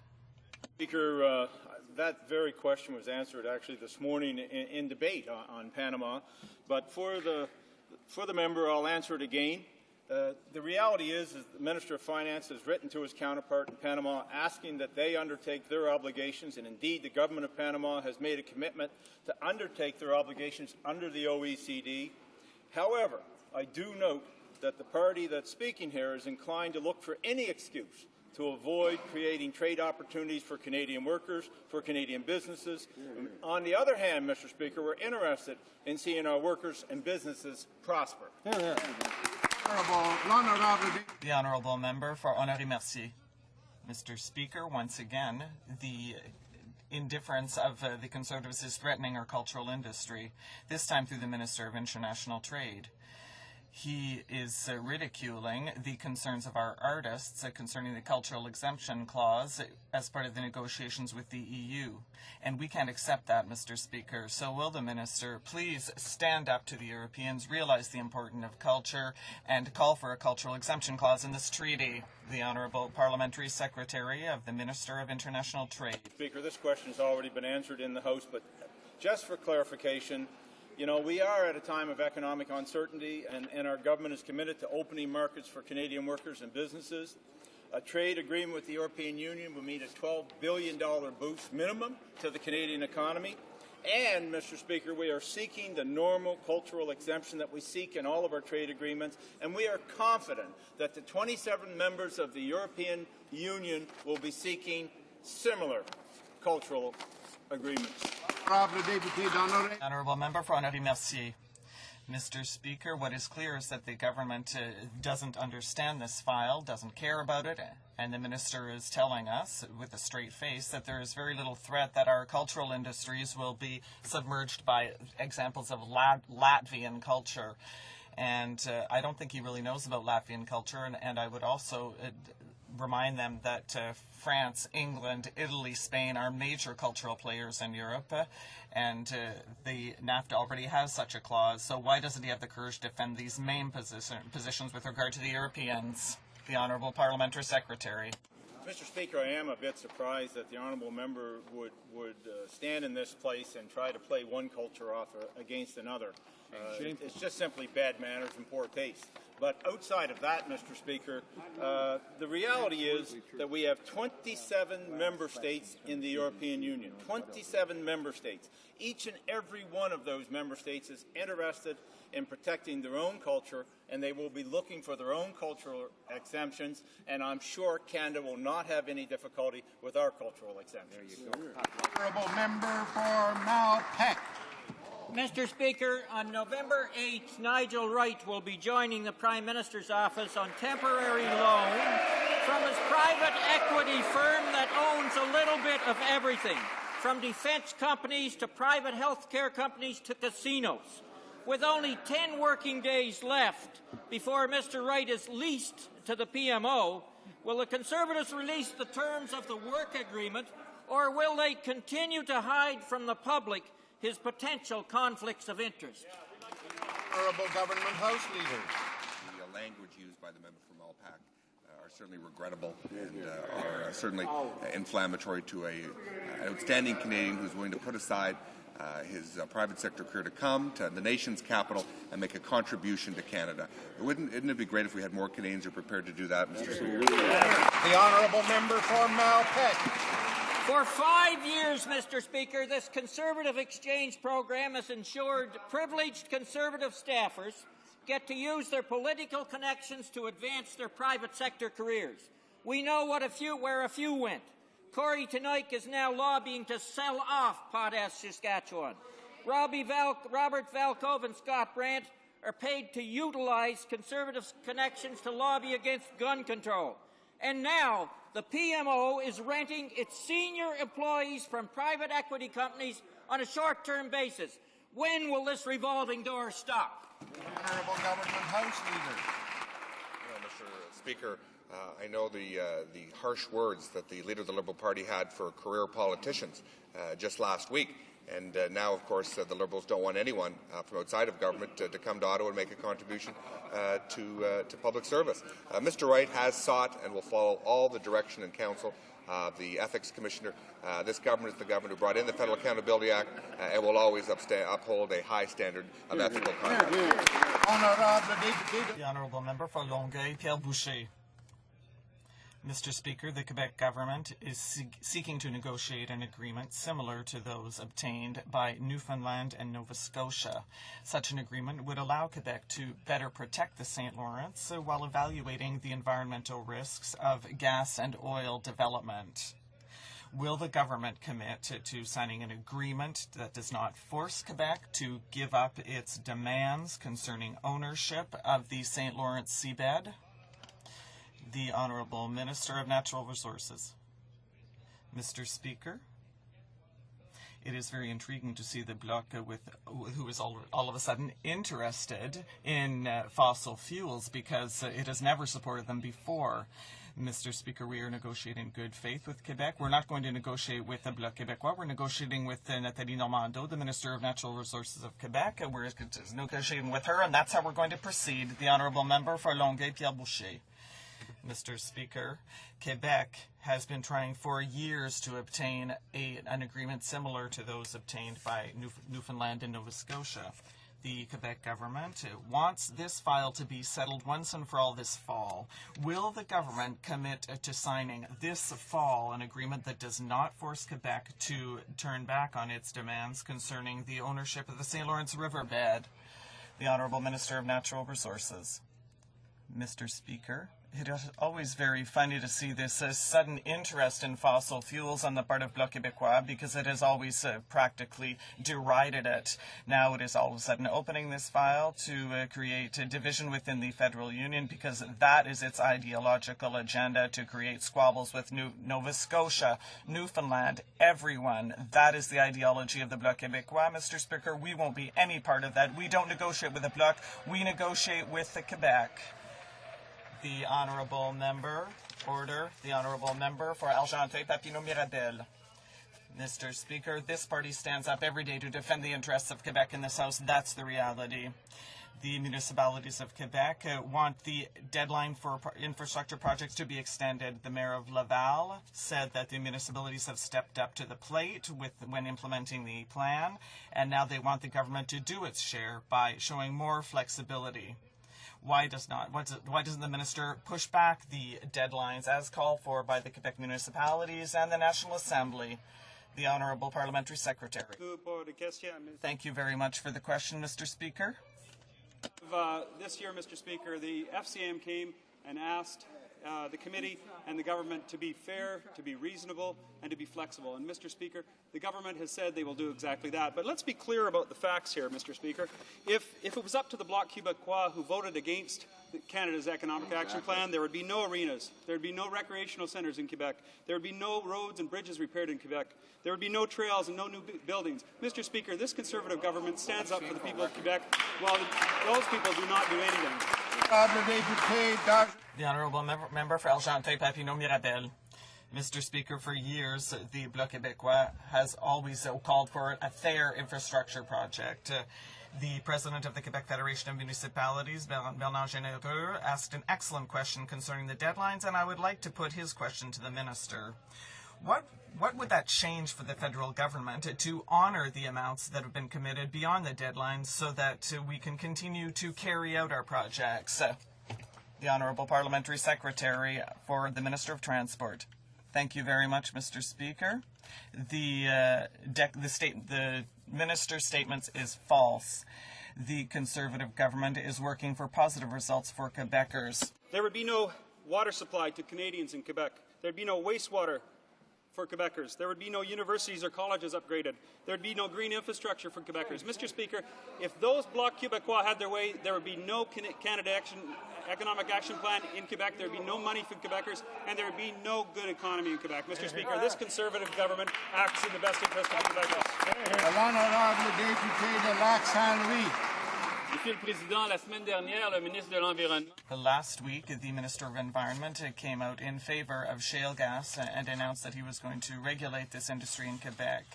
However, a representative of the Natural Resources Department who participated in a conference in Toronto on shale gas says that the Conservative government has no role to play in this industry. It comes under provincial jurisdiction. Can the minister clarify this contradiction? Who is telling the truth in this story? Environment Canada or Natural Resources Canada? The Honourable Minister of Natural Resources. Mr. Speaker, shale gas is a potential form of energy that can add to our energy security in this country, and we are for responsible development of natural resources. Unlike the Liberal Party, we're not going to tell the provinces how to develop their territory. The Honourable Member for Lac-Saint-Louis. Habitat necessary for establishing healthy water flows in fish-bearing waterways. In other words, DFO lacks the aquatic census data to regulate water takings. How can the minister make regulations on water takings by the shale gas industry without this basic scientific data? And when will the Conservatives establish a floor on water takings by the oil sands industry in the Athabasca River, whose flow is dropping because of climate change? If he's waiting for the industry to agree to a floor, the industry's past obstructionism means he'll wait a long time. When will he take action on water quantity issues in the oil sands? The Honourable Parliamentary Secretary. Order. Well, Mr. Speaker, I'm really glad it was that member that asked that question, Mr. Speaker. He well knows that this government has appointed a panel, Mr. Speaker, to look at whether the monitoring in the oil sands are effective, Mr. Speaker. It wasn't the Liberals when they were government, Mr. Speaker. And he talked about water, Mr. Speaker. Our government's got a wastewater regulations that we've introduced, Mr. Speaker. Mr. Speaker, you know where the most affluent that goes into the St. Lawrence comes from? His riding, Mr. Speaker. We're cleaning up the Liberal mess, Mr. Speaker. The honourable member for Westmount Ville-Marie. Mr. Speaker, Canadians are very concerned with the Prime Minister going back to the international stage. He had the nerve to present himself at the Francophone Summit and face those African countries that he has left by the wayside. In February 2009, 8 countries were struck from the priority list, including the following Francophone countries: Benin, Burkina Faso, and Niger. How does the Prime Minister think he will be able to restore relations after having turned his back on these countries? The Honourable Parliamentary Secretary. Has constructed his question is just simply not accurate in any way, shape, or form. The fact of the matter is that our government has doubled aid to Africa in a period of time that was faster than any other G7 nation. Further, we are at a point now with the African nations that, notwithstanding the misinformation that people like him are bringing forward, they are beginning to understand the generosity and the cooperation there is between Canada and the African nations. L'honorable député de Westmount. The honourable member for Westmount Ville-Marie. Francophonie is a major international summit. Thousands of delegates, 600 journalists, 53 member nations, including observers, over 70 heads of state are expected to attend. And yet the Swiss government is managing to hold this summit by spending a modest $31 million in security costs. How can the Swiss, with the 5th largest, highest cost of living in the world, hold a bigger summit with more leaders to protect for only $31 million when it costs our Conservative government 30 times more in security costs alone to host the summit? The Honourable Parliamentary Secretary to the Minister of Foreign Affairs. Mr. Order. Speaker, we are delighted that the Prime Minister is going to Francophonie down this weekend. Mr. Speaker, the PM's presence at the Francophonie Summit demonstrates our engagement towards this important international organization, and we'll continue, supporting this great organization. Thank you, Mr. Speaker. L'honorable député de Simcoe. The honourable member for Simcoe North.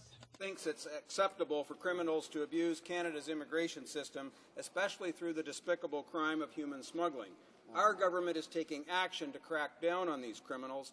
Those opposition members who think the status quo is acceptable are ignoring the fact that human smuggling is hugely profitable for crime syndicates, it's dangerous and exploitative. Could the Parliamentary Secretary to the Minister of Citizenship, Immigration and Multiculturalism please inform the House what our government is doing to crack down on human smuggling?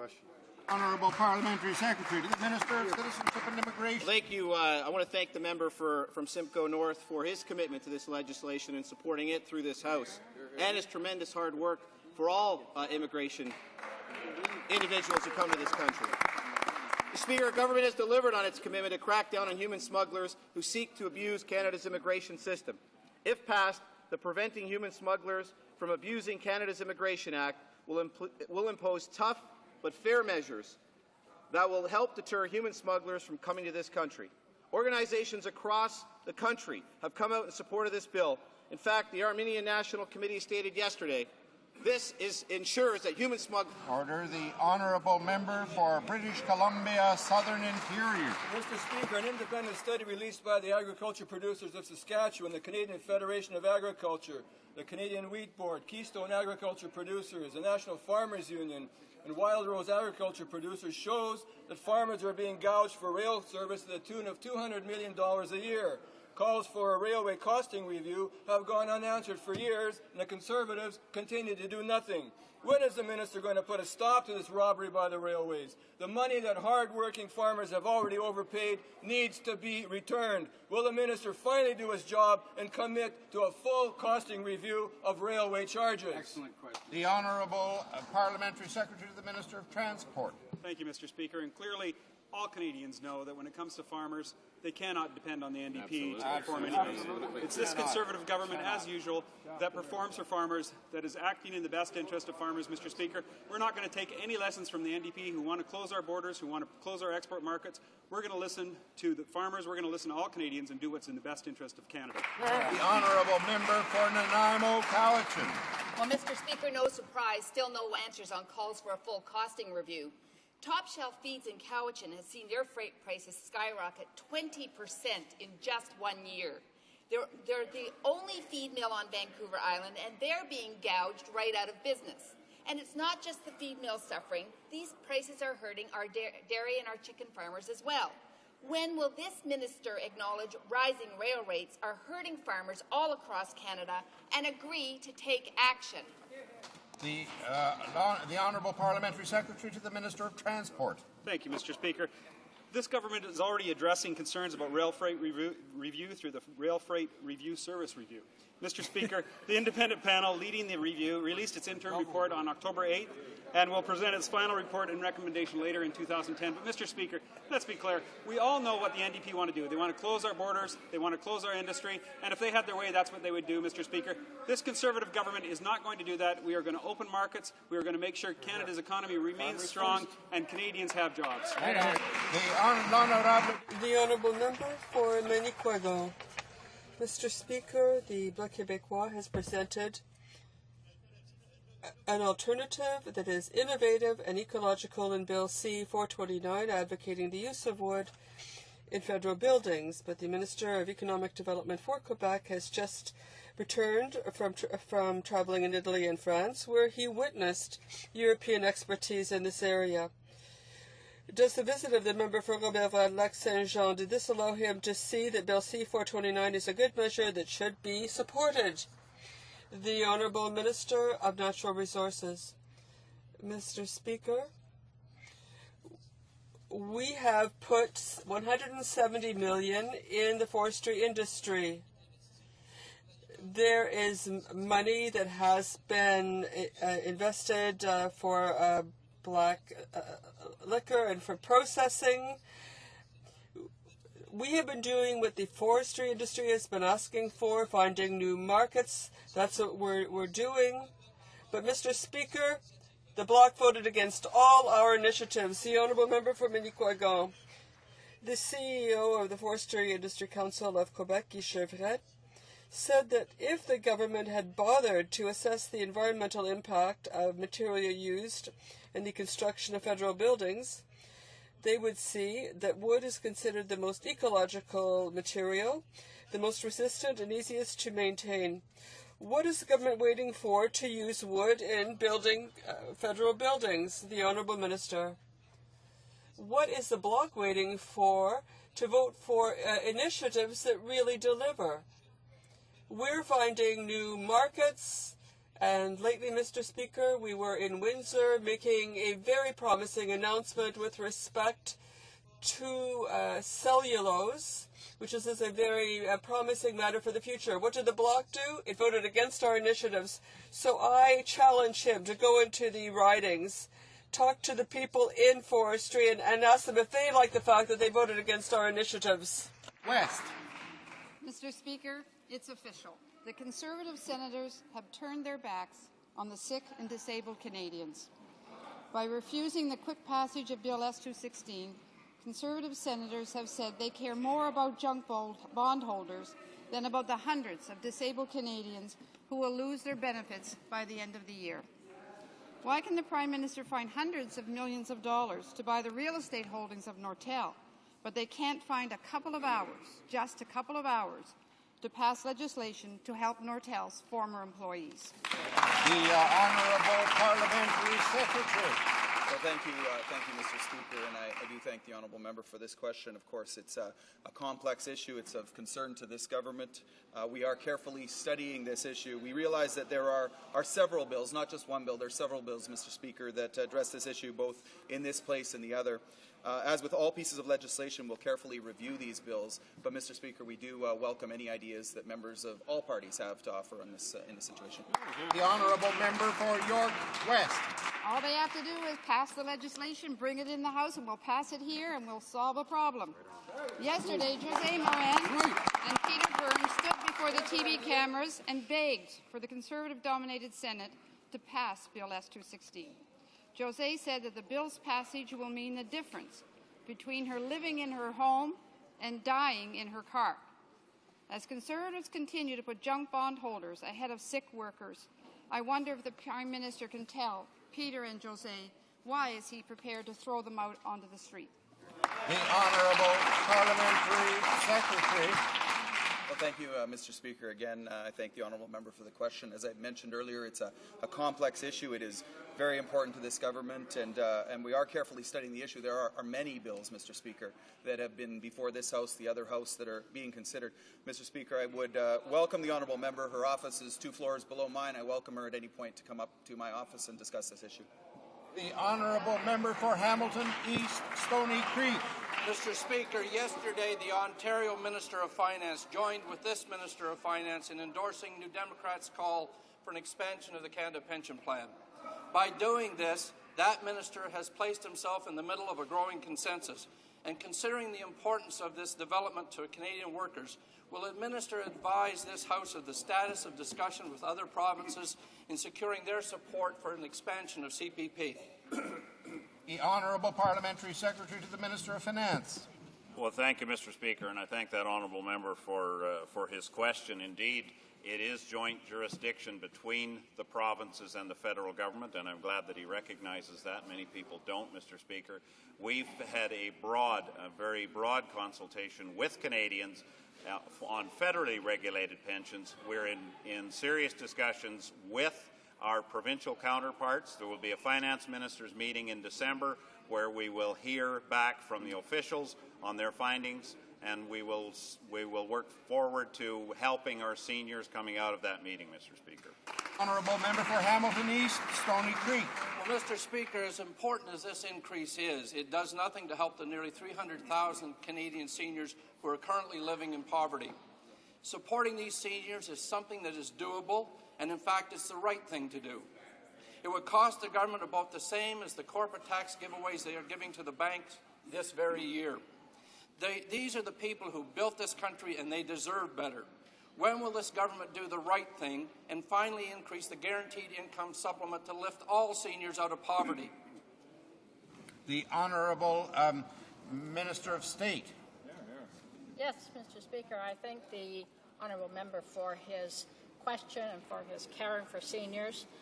He is aware, I hope, that this government, since it took office, has actually put over $2 billion more in the pockets of seniors through various measures such as pension income splitting, increasing the age credit, and many other measures, Mr. Speaker. In addition, the OAS and GIS was raised in 2006-2007, and we've also put nearly $500 million in housing for low-income seniors. So these are many measures. The government continues, though, to look at ways that... The Honourable Member for Caribou, Prince George. Mr. Speaker, our Conservative government delivers over and over again for Canadians. Whether it's providing solid economic leadership through Canada's Economic Action Plan or our principled foreign policy positions, this government does what's needed, and it does it right. Further evidence of our getting things done for Canadians is today's announcement of 2 new bilateral agreements with Switzerland.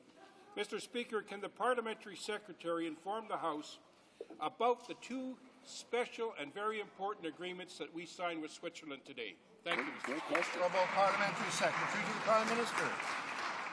As you know, Mr. Speaker, our government has worked hard to tackle international tax evasion. Last year, our government recovered $138 million in previously unpaid tax revenue through voluntary disclosures. Just 5 months into this year, our collections have been even greater than the entire 12 months of the last year. And this week, the government announced an agreement with the Swiss government of an updated double taxation convention which will further facilitate the exchange of tax information, assisting Canada's tax authorities in cracking down on any form of international evasion. Thank you. Honourable member for Mississauga, Streetsville. Mr. Speaker, yesterday a federal government subcontractor wrote to us to congratulate our party for committing to publish details of government grants, contracts, and contributions online. They said our new policy would promote value for taxpayer money because it would allow them to know when clients and subcontractors are being gouged. My question is for the President of the Treasury Board. When will he drop the shroud that is cloaking Conservatives' secretive and wasteful practices when it comes to awarding grants and contracts? Thank you. The Honourable Parliamentary Secretary to the President of the Treasury Speaker, Board. I think it's great that the Liberals are finally waking up on this file. We have been on top of this. We have been on top of this for some time. As you know, this government expanded access to information to 70 new organizations. We have updated policies to ensure that public servants have the support they need to get these requests out the door. Many government departments are already posting details of access to information requests online, and we're looking at some exciting new initiatives to be rolled out shortly. Honourable Deputy. The Honourable Member for Vaudreuil-Soulanges. Mr. Speaker, according to an Environics poll, Quebecers feel that the federal government is not doing enough to ensure an adequate pension income for the most vulnerable. 80% of respondents support an increase in the GIS. The poll shows clearly that people are worried. If the government does not move quickly, more and more seniors will live in poverty. Why has the government refused to increase the monthly GIS benefits by $110? As the Bloc and FEDOC have been calling for, the Honourable Minister of State. The government has done no such thing. In fact, GIS was increased in 2006 and 2007. And as I just mentioned in a previous question, there have been measures taken which have increased the money in seniors' pockets by over $2 billion a year since 2006. So, Mr. Speaker, we continue to look at these measures.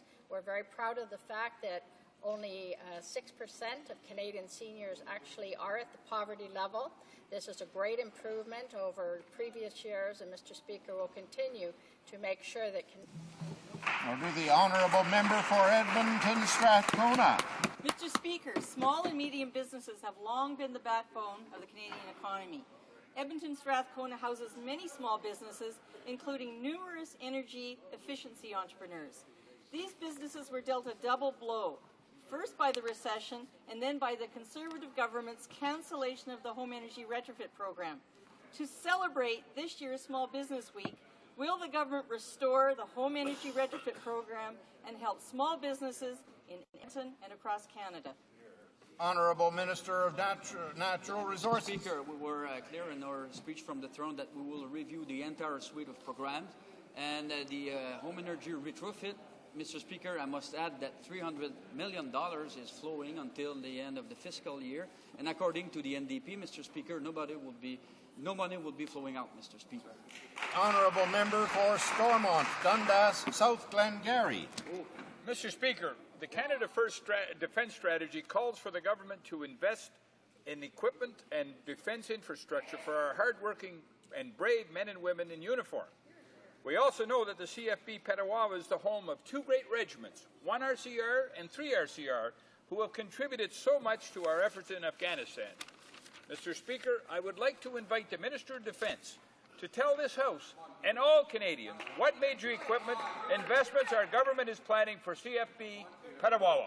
The Honourable Minister of National Defence. Well, thank you, Mr. Speaker. As you and the member know, these type of defence investments contribute greatly to the local economies as well as to the Canadian forces. And last December, we announced that our new fleet of Chinook helicopters would be based at CFB Petawawa. And today I'm pleased to announce that a contract of almost $135 million has been awarded to construct new hangars to house these new Chinooks. These hangars will include maintenance bays, training schools, a warehouse, and a command suite that will be a major boost to the local economy as well as creating jobs. Mr. Speaker, This investment is good for the forces, good for surrounding communities, and I thank the member from Renfrew, Nipissing, Pembroke for her work. The honourable member for Mississauga Streetsville. Thank you, Mr. Speaker. Competitive nations are leaving Canada in the dust when it comes to using digital technology to unshackle the information needed to fuel economic innovation. Small businesses have the ingenuity to harness the economic potential of information in ways that government cannot. Mr. Speaker, how is it that this government can track 10,000 vanity billboards by GPS, but they won't release government data to SMEs to spur economic activity as Liberals proposed in our Open Government Initiative? Very good. The Honourable Parliamentary Secretary. Speaker, as I mentioned before, as you know, this government expanded access to information to over 70 new organizations. We have updated policies to ensure that public servants have the support they need to get these requests out the door.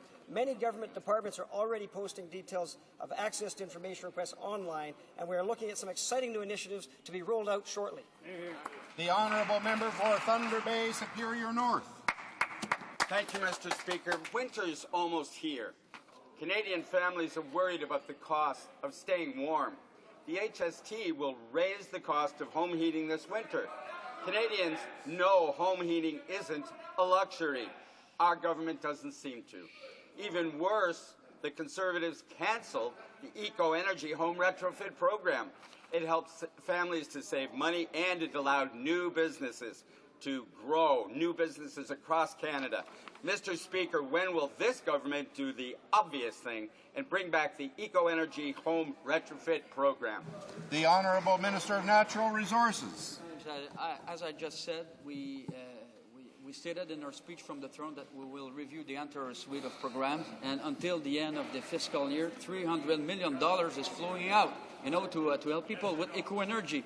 Now, thanks to the NDP, no money would be flowing out, and I will ask the question to the NDP members that ask question. Will they say to their constituents that they voted against all of these measures, Mr. Speaker, because this is what they did, change.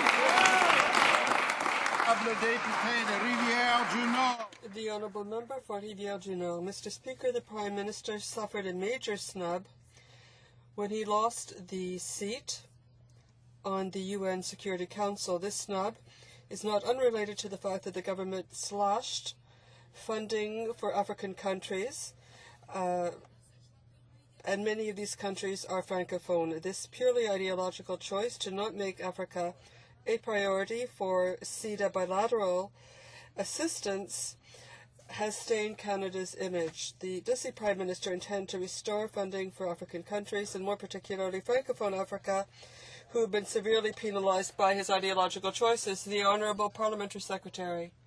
Speaker, I answered this question in response to a question from the Liberal member.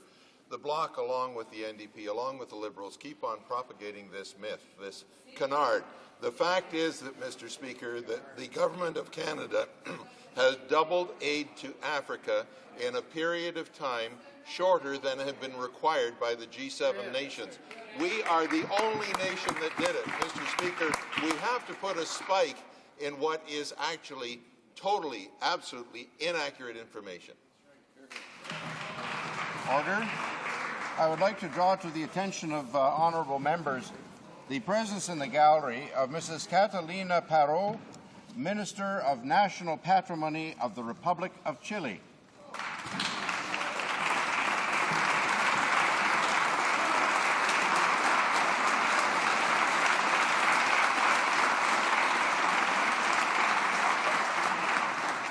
And I would also like to draw to the attention of honourable members the presence in the gallery of the Honourable June Droughty, Minister of Social Services, Minister responsible for the status of women, and Minister responsible for the Public Service Commission and Saskatchewan Housing Corporation.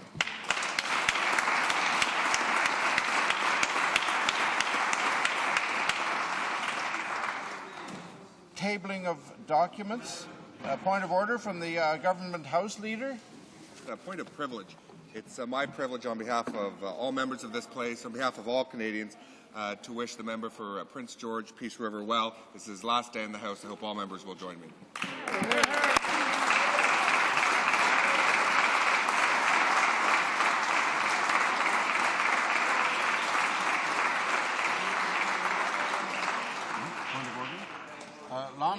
The Honourable Member for Lac-Saint-Louis, a point of order.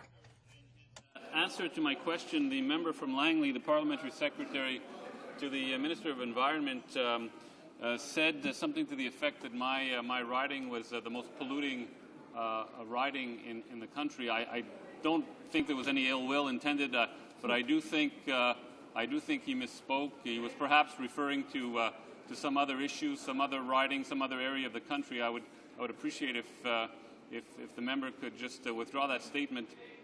I would appreciate that very much on behalf of my constituents. Well, I'm sure the honourable member and the parliamentary secretary can have a discussion about this matter, and if some other statement is necessary in the House on the subject, they can deal with that at that time. Tabling of documents, the Honourable Minister of Indian Affairs and Northern Development. Thank you very much, Mr. Speaker. Under the provisions of Standing Order 32.2, I have the honour to table in both official languages copies of the Aboriginal Healing Foundation 2010 Annual Report.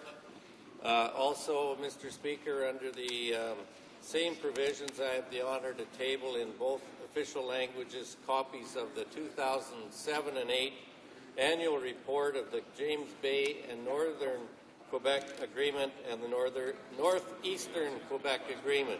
Thank you, Mr. Speaker. Dépôt de documents. Tabling of documents. Secretary to the Government House Leader. Thank you, Mr. Speaker. Mr. Speaker, pursuant to Standing Order 36.8, I have the honour to table in both official languages the government's responses to 4 petitions. Tabling of documents. Dépôt de projet de loi émanant du Introduction of government bills. Ministers. Reports from interparliamentary delegations.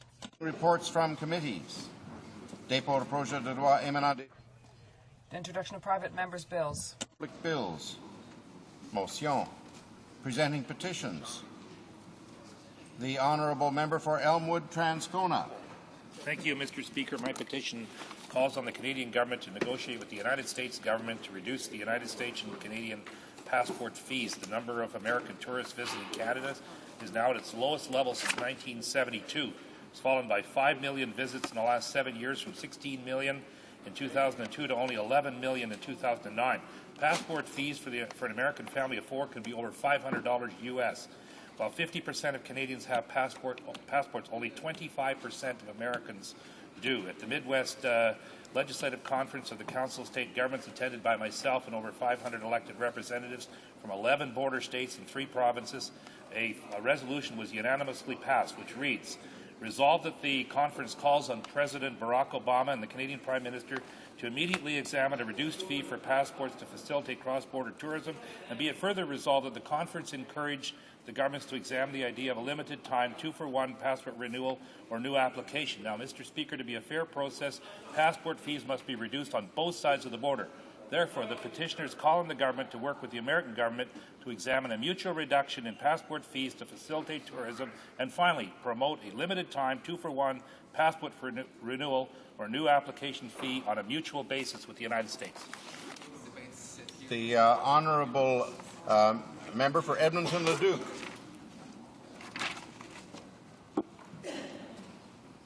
Thank you very much, Mr. Speaker. It's my honour today to present a petition on behalf of hundreds of Canadians who call upon the federal government and call upon Parliament to support the rights of persons with MS to receive diagnostic services and recommended treatment. Thank you, Mr. Speaker. The Honourable Member for Ottawa Centre. Thank you, Mr. Speaker. And I rise today to present a petition signed by many members of my riding and other Canadians who are petitioning the Parliament to support Bill C-474. Mr. Speaker, it's an act respecting the seed regulations to amend the seed regulations to require that an analysis of potential harm to export markets be considered and conducted before the sale of any new genetically engineered seeds is permitted. They ask that this be done forthwith, and I thank you, Mr. Speaker. The Honourable Member for Kitchener Centre. Thank you, Mr. Speaker. I rise to present a petition signed by a large number of my constituents and others who are concerned about the atrocious deterioration of human rights in Iran. Innocent men and women whose only crime is peaceful protest or religious belief have been killed on the streets or sentenced to death. Innocent men and women, including journalists and academics, have been arrested on vague allegations and some tortured in prisons. Canadians have loved ones and friends suffering in Iran. My constituents want our government to apply pressure on Iran to respect human rights. Justice demands this. They want Canada to offer more emergency support to refugees from Iran. Humanity demands this. They want Canada to support UN efforts to investigate human rights abuses in Iran. HoC demands this. The time to act is now. Thank you, Mr. Speaker. The honourable member for Etobicoke Centre. Mr. Speaker, pursuant to Standing Order 36, I'm honoured to present a petition that supports my private member's bill, C-380. Those who engage in the propagation of violence based on race, ethnicity, religion, and sexual orientation can be charged under the hate crimes provisions of the Criminal Code. However, those who would post hateful and menacing messages against women on blogs and websites or glorify the mass murderer responsible for the École Polytechnique massacre cannot be charged under Canadian hate laws. If a religious or ethnic group had been the victims of École Polytechnique, the glorification of this mass killing would be criminal. Because the target group were females, it is not. Therefore, the petitioners support Bill C-380 as it addresses this situation by adding sex, the legal term for gender, to the list of identifiable groups. Présentation de pétition. Presenting petitions. Order paper, l'honorable secrétaire parlementaire. Honourable Parliamentary Secretary to the Leader of the Government in the House of Commons. Questions be allowed to stand. Agreed, and so ordered. The Honourable Parliamentary Secretary of the Government House Leader is rising on a point of order. I am, Mr. Speaker. Mr. Speaker, on October 20th, 2010, the member for Eglinton Lawrence raised a point of order regarding 3 amendments made in committee to Bill C-442, an act to establish a National Holocaust Memorial. I undertook at that time to respond to the member's comments in detail as soon as possible. Mr. Speaker, the Standing Committee on Transport, Infrastructure and Communities adopted a number of amendments to Bill C-442, and the bill was reported to the House on June 9, 2010. The amendments adopted by the committee do not change the principle of the bill, which is found in the bill's summary. Rather, the amendments elaborate on measures already in the bill and therefore are not outside the scope of the bill. The Speaker indicated on February 26, 2007, when addressing the question of scope relating to a private member's bill, that the summary of a bill provides a basis for determining if an amendment has gone beyond the scope of a bill. The summary of Bill C-442 states that, and I quote, "This enactment requires the minister responsible for the National Capital Act to establish and work in cooperation with a National Holocaust Monument Development Council to design and build a National Holocaust Memorial to be located in the National Capital Region," end quote. The summary applies equally to the bill as introduced and the bill as reported by the committee. Mr. Speaker, let me explain how the amendments noted by the member for Eglinton Lawrence are within the scope of Bill C-442 as introduced. Clause 2 in Bill C-442 includes a series of definitions, including the definition of a National Holocaust Memorial Council, which would be established by the responsible minister under Section 4 of the bill. The amendment to Clause 2 clarifies that the council established by the minister may be directed by the minister to, and I quote, "form a legal entity in order to properly manage the functions and ensure good governance and accountability of said council," end quote. Mr. Speaker, the amendment does not alter the definition of a National Holocaust Memorial Council, but merely provides clarity to the definition. House of Commons procedure and practice states on page 769 that the, quote, "The interpretation clause of a bill is not the place to propose a substantive amendment to a bill," end quote. Mr. Speaker, the amendment to the definition of council is not a substantive amendment, but merely provides specificity and clarity to how the minister should establish the council, an authority the minister is given in Clause 4 of the bill. Given that the bill, as introduced, obliged the council to take on a number of responsibilities, including the oversight of the planning and design of the monument, the selection of public land for the monument, and the adoption of bylaws to carry out the council's functions, it is important for the legal status of the council to be clarified. As the amendment notes, this is designed to ensure accountability to Canadians. Mr. Speaker, I would note that the member for Eglinton Lawrence did not suggest that this amendment is outside the scope of the bill. As I have explained, the amendment simply clarifies an existing purpose for Clause 2. The second amendment noted by the member for Eglinton Lawrence relates to Clause 7. In Bill C-442 as introduced, Clause 7 stated that, and I quote, "The minister shall be responsible for allocating the public land for the monument and for maintenance of the monument. The Council shall spearhead a fundraising campaign to cover the cost of constructing the monument," end quote. Mr. Speaker, the amendment to Clause 7 adopted by the committee clarifies the source of funds to be used to plan, design, install, and maintain the monument. The amendment merely reflects the fact that in order for construction to be undertaken, other steps like planning and design must occur, and they must also be paid for.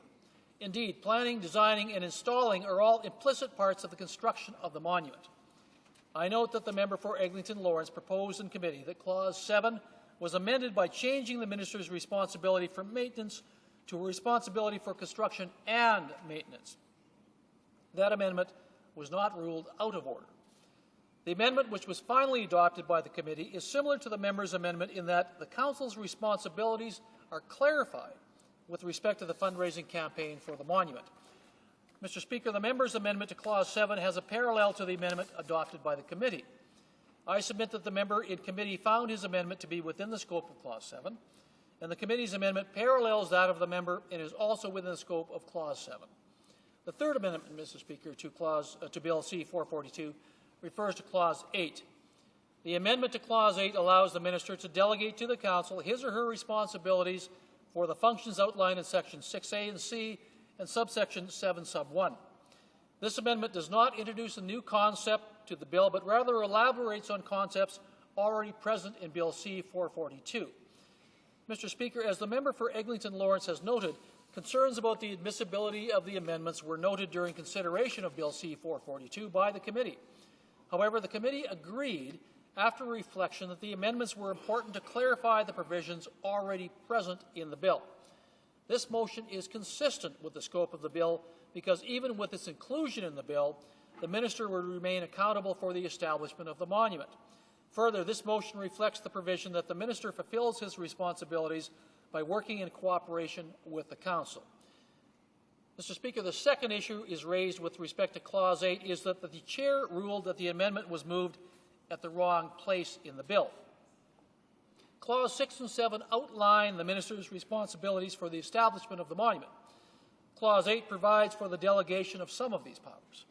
It stands to reason, Mr. Speaker, that the bill would first need to set out the minister's powers before dealing with the delegations of these same powers.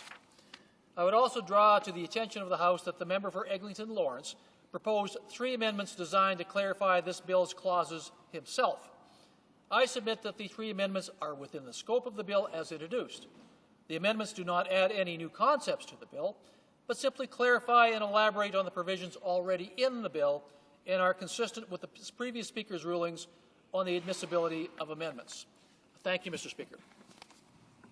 The honourable member for Mississauga South is rising on the same point. Yes, thank you, Mr. Speaker. Mr. Speaker, I have reviewed the submission of the member for Eglinton Lawrence from October 20th and listened carefully to the Parliamentary Secretary's argument. And in my view, Mr. Speaker, the matter before you now is very, very serious, very substantive in terms of establishing a precedent which may not be in the best interest of the House. In my view, Mr. Speaker, in fact, this, by allowing these amendments to stand and the bill as amended and submitted to the House on June 10th for report stage, would in fact establish a principle whereby a bill before a committee, a private member's bill before a committee, could theoretically be hijacked and rewritten in a fashion which changes the intent of the bill from some view of how it should happen to something totally different that, if that was their intent, it would have had substantive other changes and, in fact, support in debate, in committee, and in the House that this was not to be a publicly funded project, but rather a project which would be administered by the government, but paid for by fundraising in the community at large. Those are two separate concepts.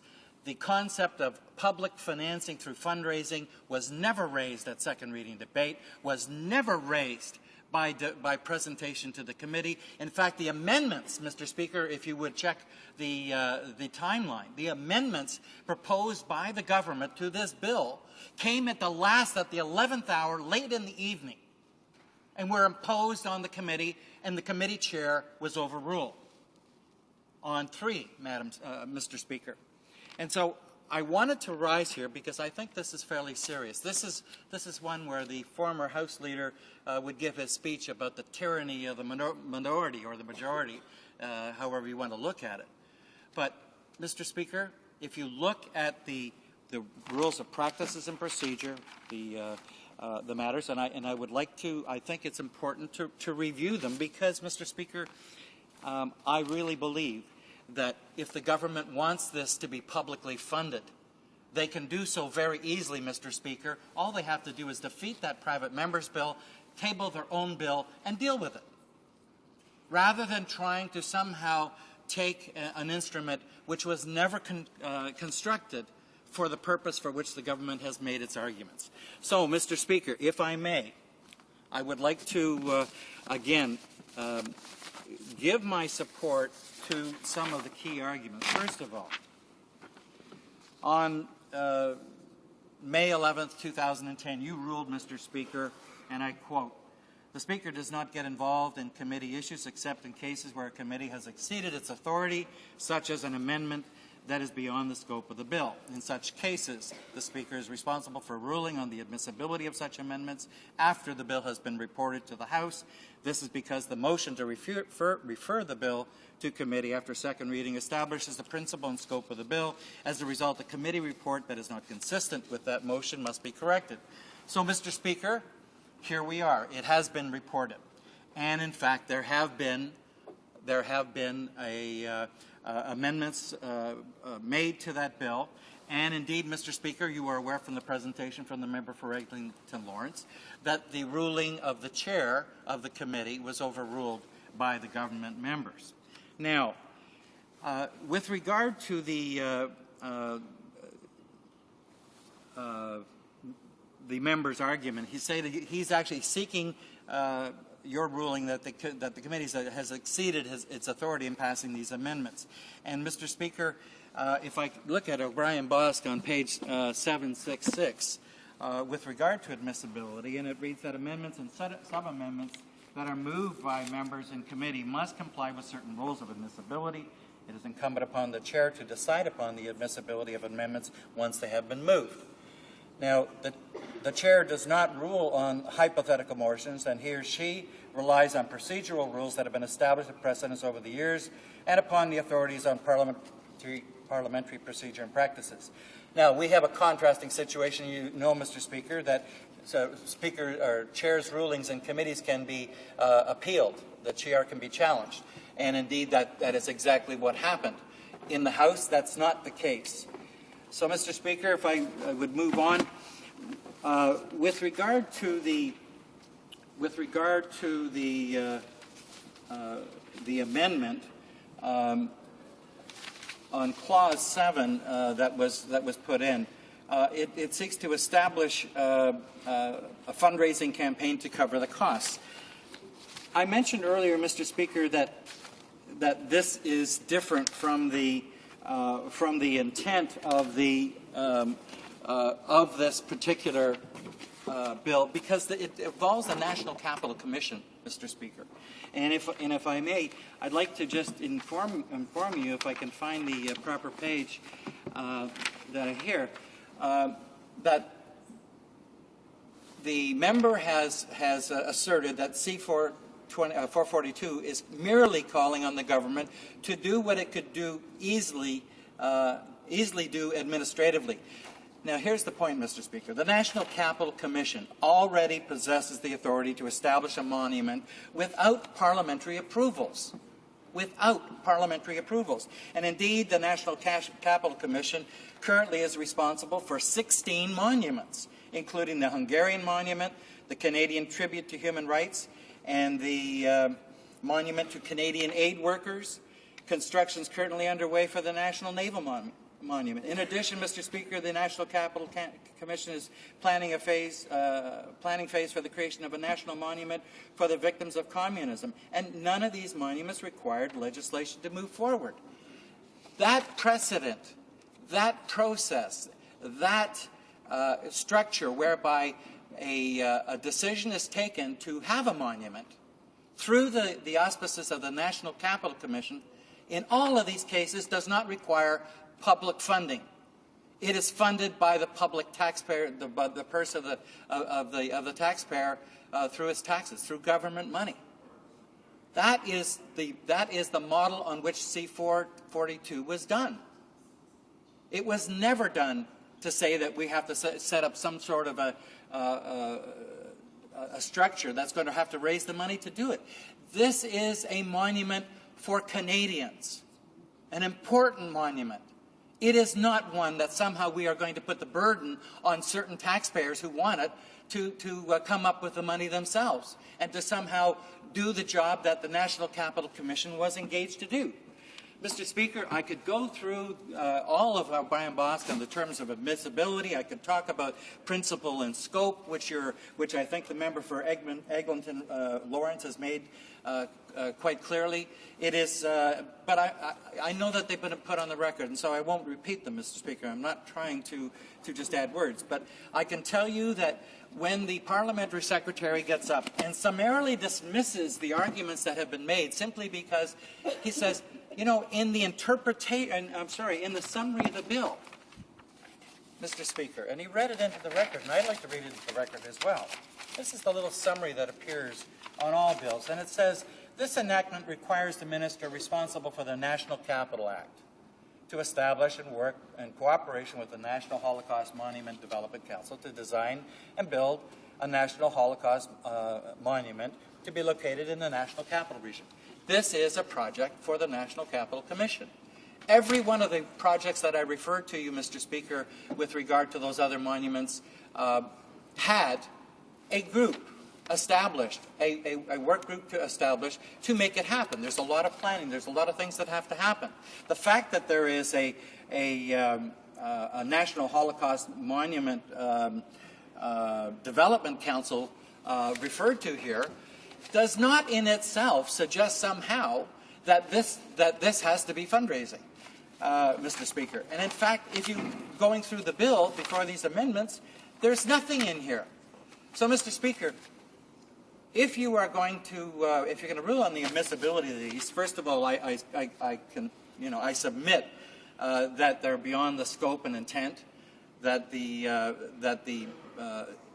evidence is in debate, both at committee and in the House at second reading, that there was never, ever any discussion, any suggestion that fundraising was involved. It was always understood, in fact, what the House of Commons voted unanimously at second reading to send to committee was a bill to engage the government to have the National Capital Commission to do the Holocaust Memorial on behalf of all Canadians.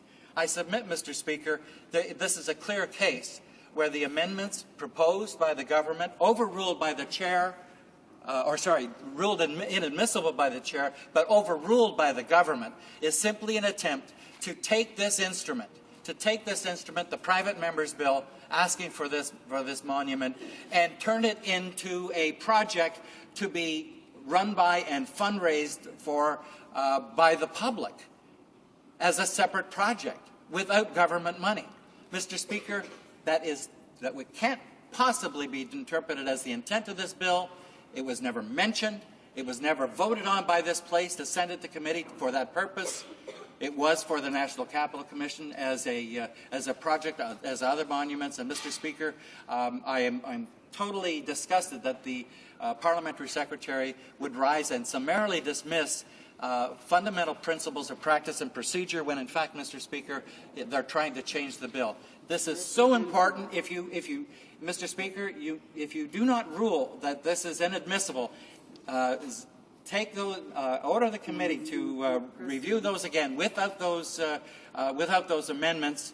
Let the government defeat it. Let them defeat it at committee. Let them bring it, or let the bill pass in committee and come to House. Let it be defeated at report stage or third reading, and let the government be responsible for why there isn't a Holocaust memorial. That is the issue, Mr. Speaker. It's a different bill, and they would vote differently depending on whether or not these amendments were there. So I submit for you, Mr. Speaker, that the government's arguments are contrary to our practices and procedure, and I ask you for a favourable ruling on the point of order raised by the member for Eglinton Lawrence. I thank the Honourable Parliamentary Secretary of the Government House Leader and the Honourable Member from Mississauga South for their submissions on this matter.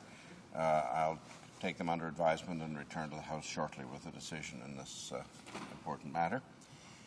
Orders of the day. Order du jour. Government orders, government bills. Debate at second reading and on the previous question of Bill C-46, the Canada-Panama Free Trade Act. Resuming debate. Reprise de débat. L'honorable député. The honourable member for Terrebonne-Blainville. Thank you, Mr. Speaker. Mr. Speaker, we have been called today to speak on Bill C-46, which is a bill, an act to implement the free trade agreement between Canada and the Republic of Panama, the agreement on the environment between Canada and the Republic of Panama, and the agreement on labor cooperation between Canada and the Republic of Panama. At the outset, Mr. Speaker, I would like to say that the Bloc Québécois does not support this bill, basically for the same reasons as for many bills concerning the implementation of free trade agreements, bilateral free trade agreements between Canada and certain nations. In this case, there is an additional problem that has surfaced, and that is that Panama is a tax haven. And this tax haven appears on the blacklist of France and on the OECD grey list. Thus, these are countries that must make commitments to exchange tax information without having implemented them. So we know that there are tax havens throughout the world, and the OECD has issued criteria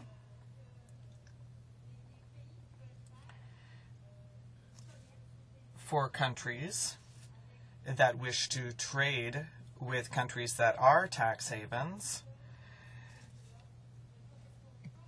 can ensure that, can check against these four criteria.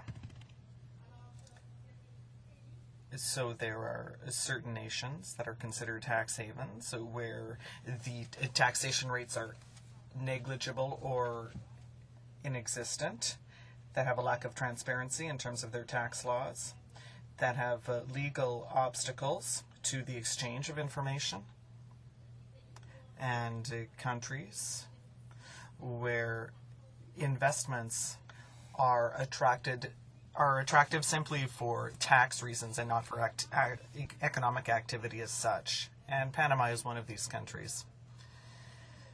You know, Mr. Speaker, what the Bloc Québécois is calling for is to have Canada ensure that it can transact business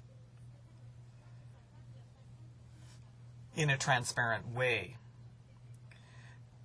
to ensure that Canada has all the information it needs with regard to Canadian companies or Panamanian countries, so it can see clearly who pays taxes, how much they pay, And the Conservative government,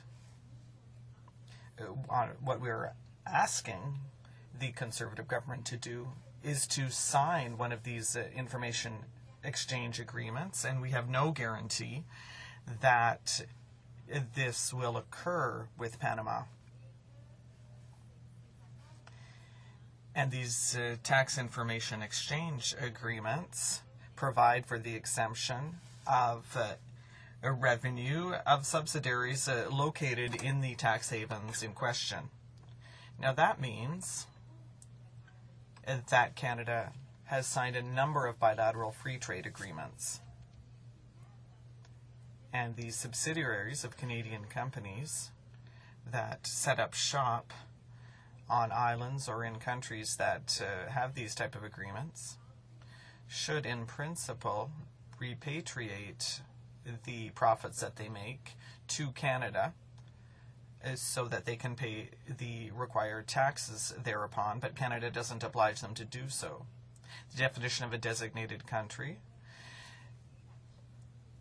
under the Tax Act was broadened in 2007 by the Conservative government to include a country with which Canada signs a tax information exchange agreement, which means that the income made by the subsidiary of a Canadian company is included in the revenue exempted from taxes. That means that in 2007, the Conservative government made amendments that biased these agreements because it exempted the revenue collected or made by subsidiaries in these tax havens, and that is why the Bloc Québécois is calling for Canada to put in place a true tax agreement in order to improve the transparency of financial institutions of Panama and to efficiently combat tax evasion before accepting the ratification of such a free trade agreement, because Panama is a tax haven. We believe that it would be easy for companies and individuals to invest money in Panama, and there would be no transparency telling us how much these people make and how much tax they should pay on that money. That is one of the reasons why the Bloc Québécois does not accept this free trade agreement. There is also another reason. The Bloc Québécois is open to trade, but not at any price. It is open to trade, provided human rights are respected as well. You know that Panama is a country with a right-wing government, a government that passed a law in June 2010 that is an anti-union law.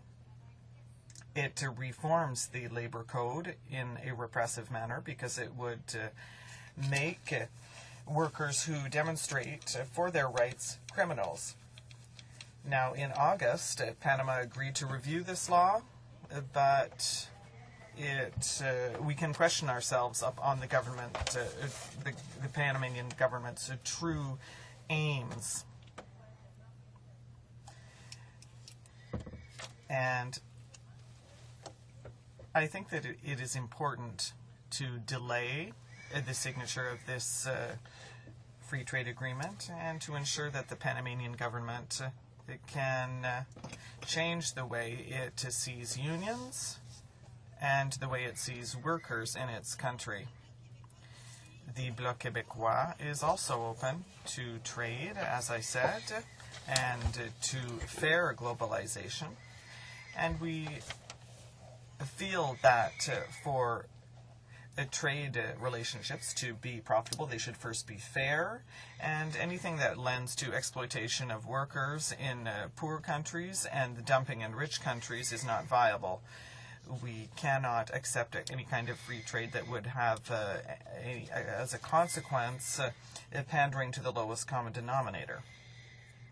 Now, in these free trade agreements, pressure is exerted on our industries, especially our traditional industries, we see that it is very difficult for them to compete with products that have been manufactured while flouting any kind of basic rights, and the Bloc Québécois does not accept any kind of denial of basic rights. This is unfair competition, just as export subsidies or dumping are.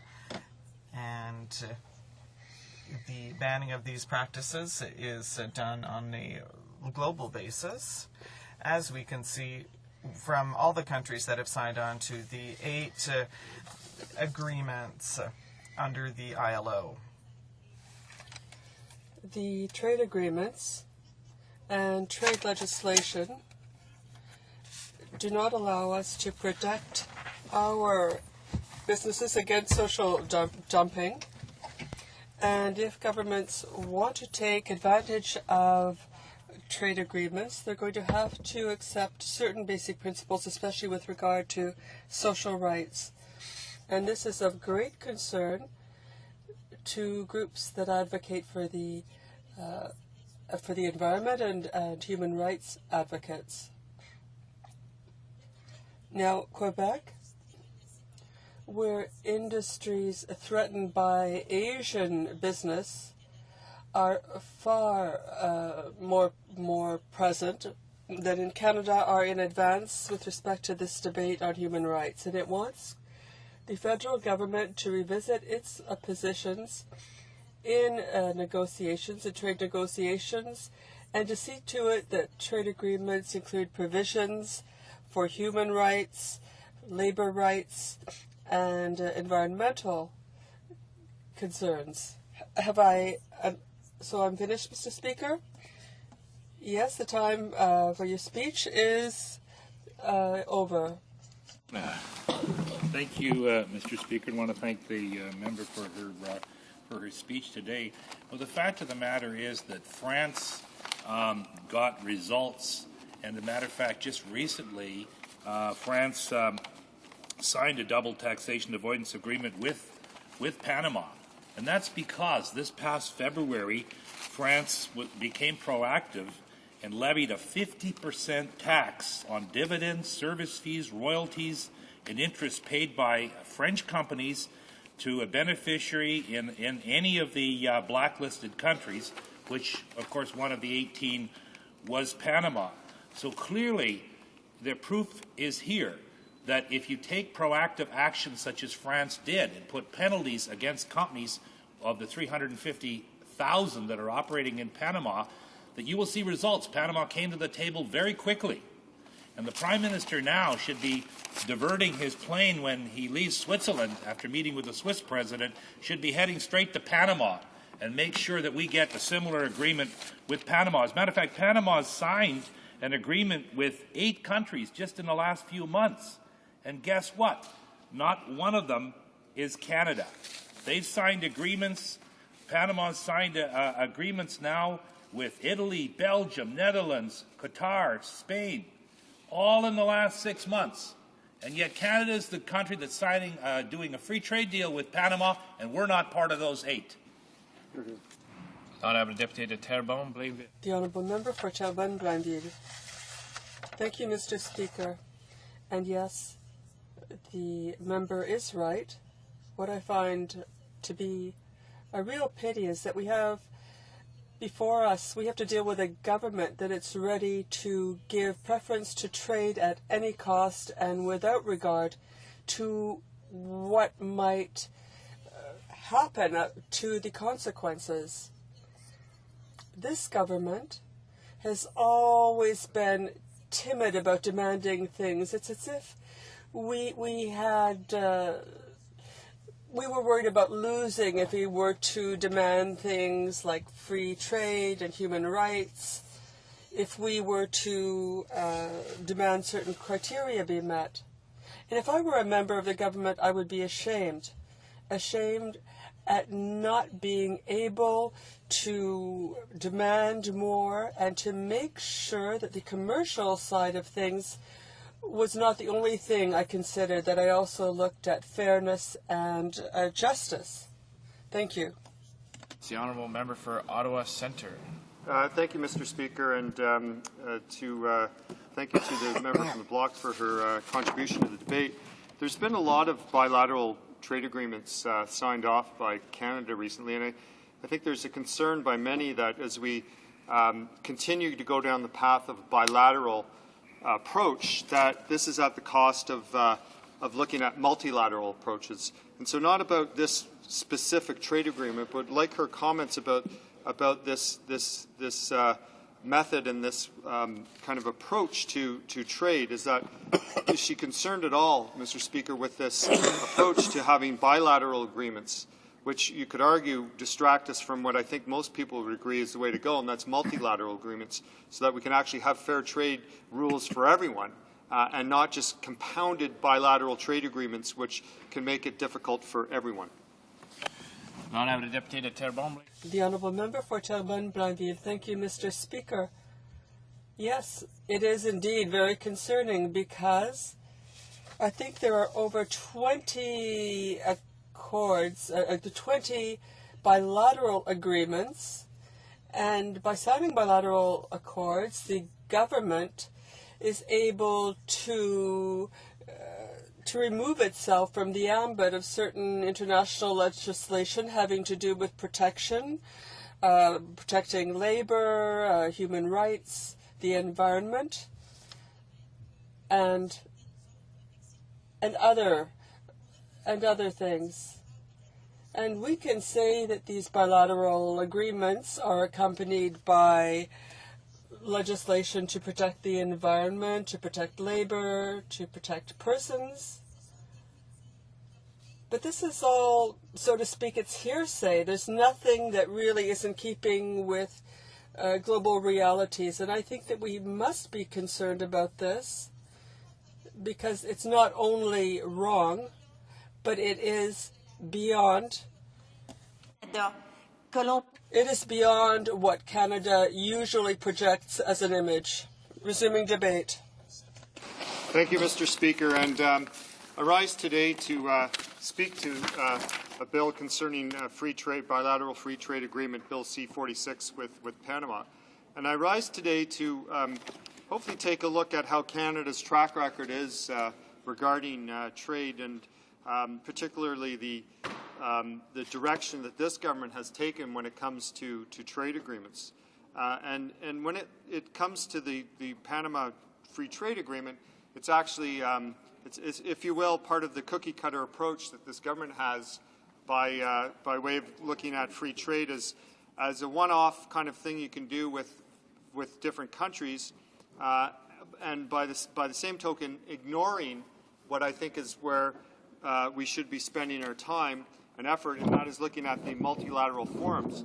Mr. Speaker, you know, and many who are involved in trade agreements and in diplomacy are very concerned about the fact that we were not able to find success in the Doha rounds. And, you know, the government will say, well, you know, since Doha is collapsed and the World Trade Organization talks of collapse and multilateralism, that in effect what we should be doing is just having bilateral trade agreements, which sounds, you know, reasonable if you consider that there doesn't seem to be any initiative that is worthwhile to get multilateral trade agreements going on, or the Doha rounds going again, except for the fact that when you take a look at what Canada's role in trade has been historically from the beginning of Confederation on, is that we need to ensure that we do have fair trade opportunities, that we are not going to be susceptible to larger economies taking advantage of our goods and services and resources. But at the same token, we have to have access to markets. That's essentially, in a sentence or two, what the equation is, making sure we have access to protecting our economy.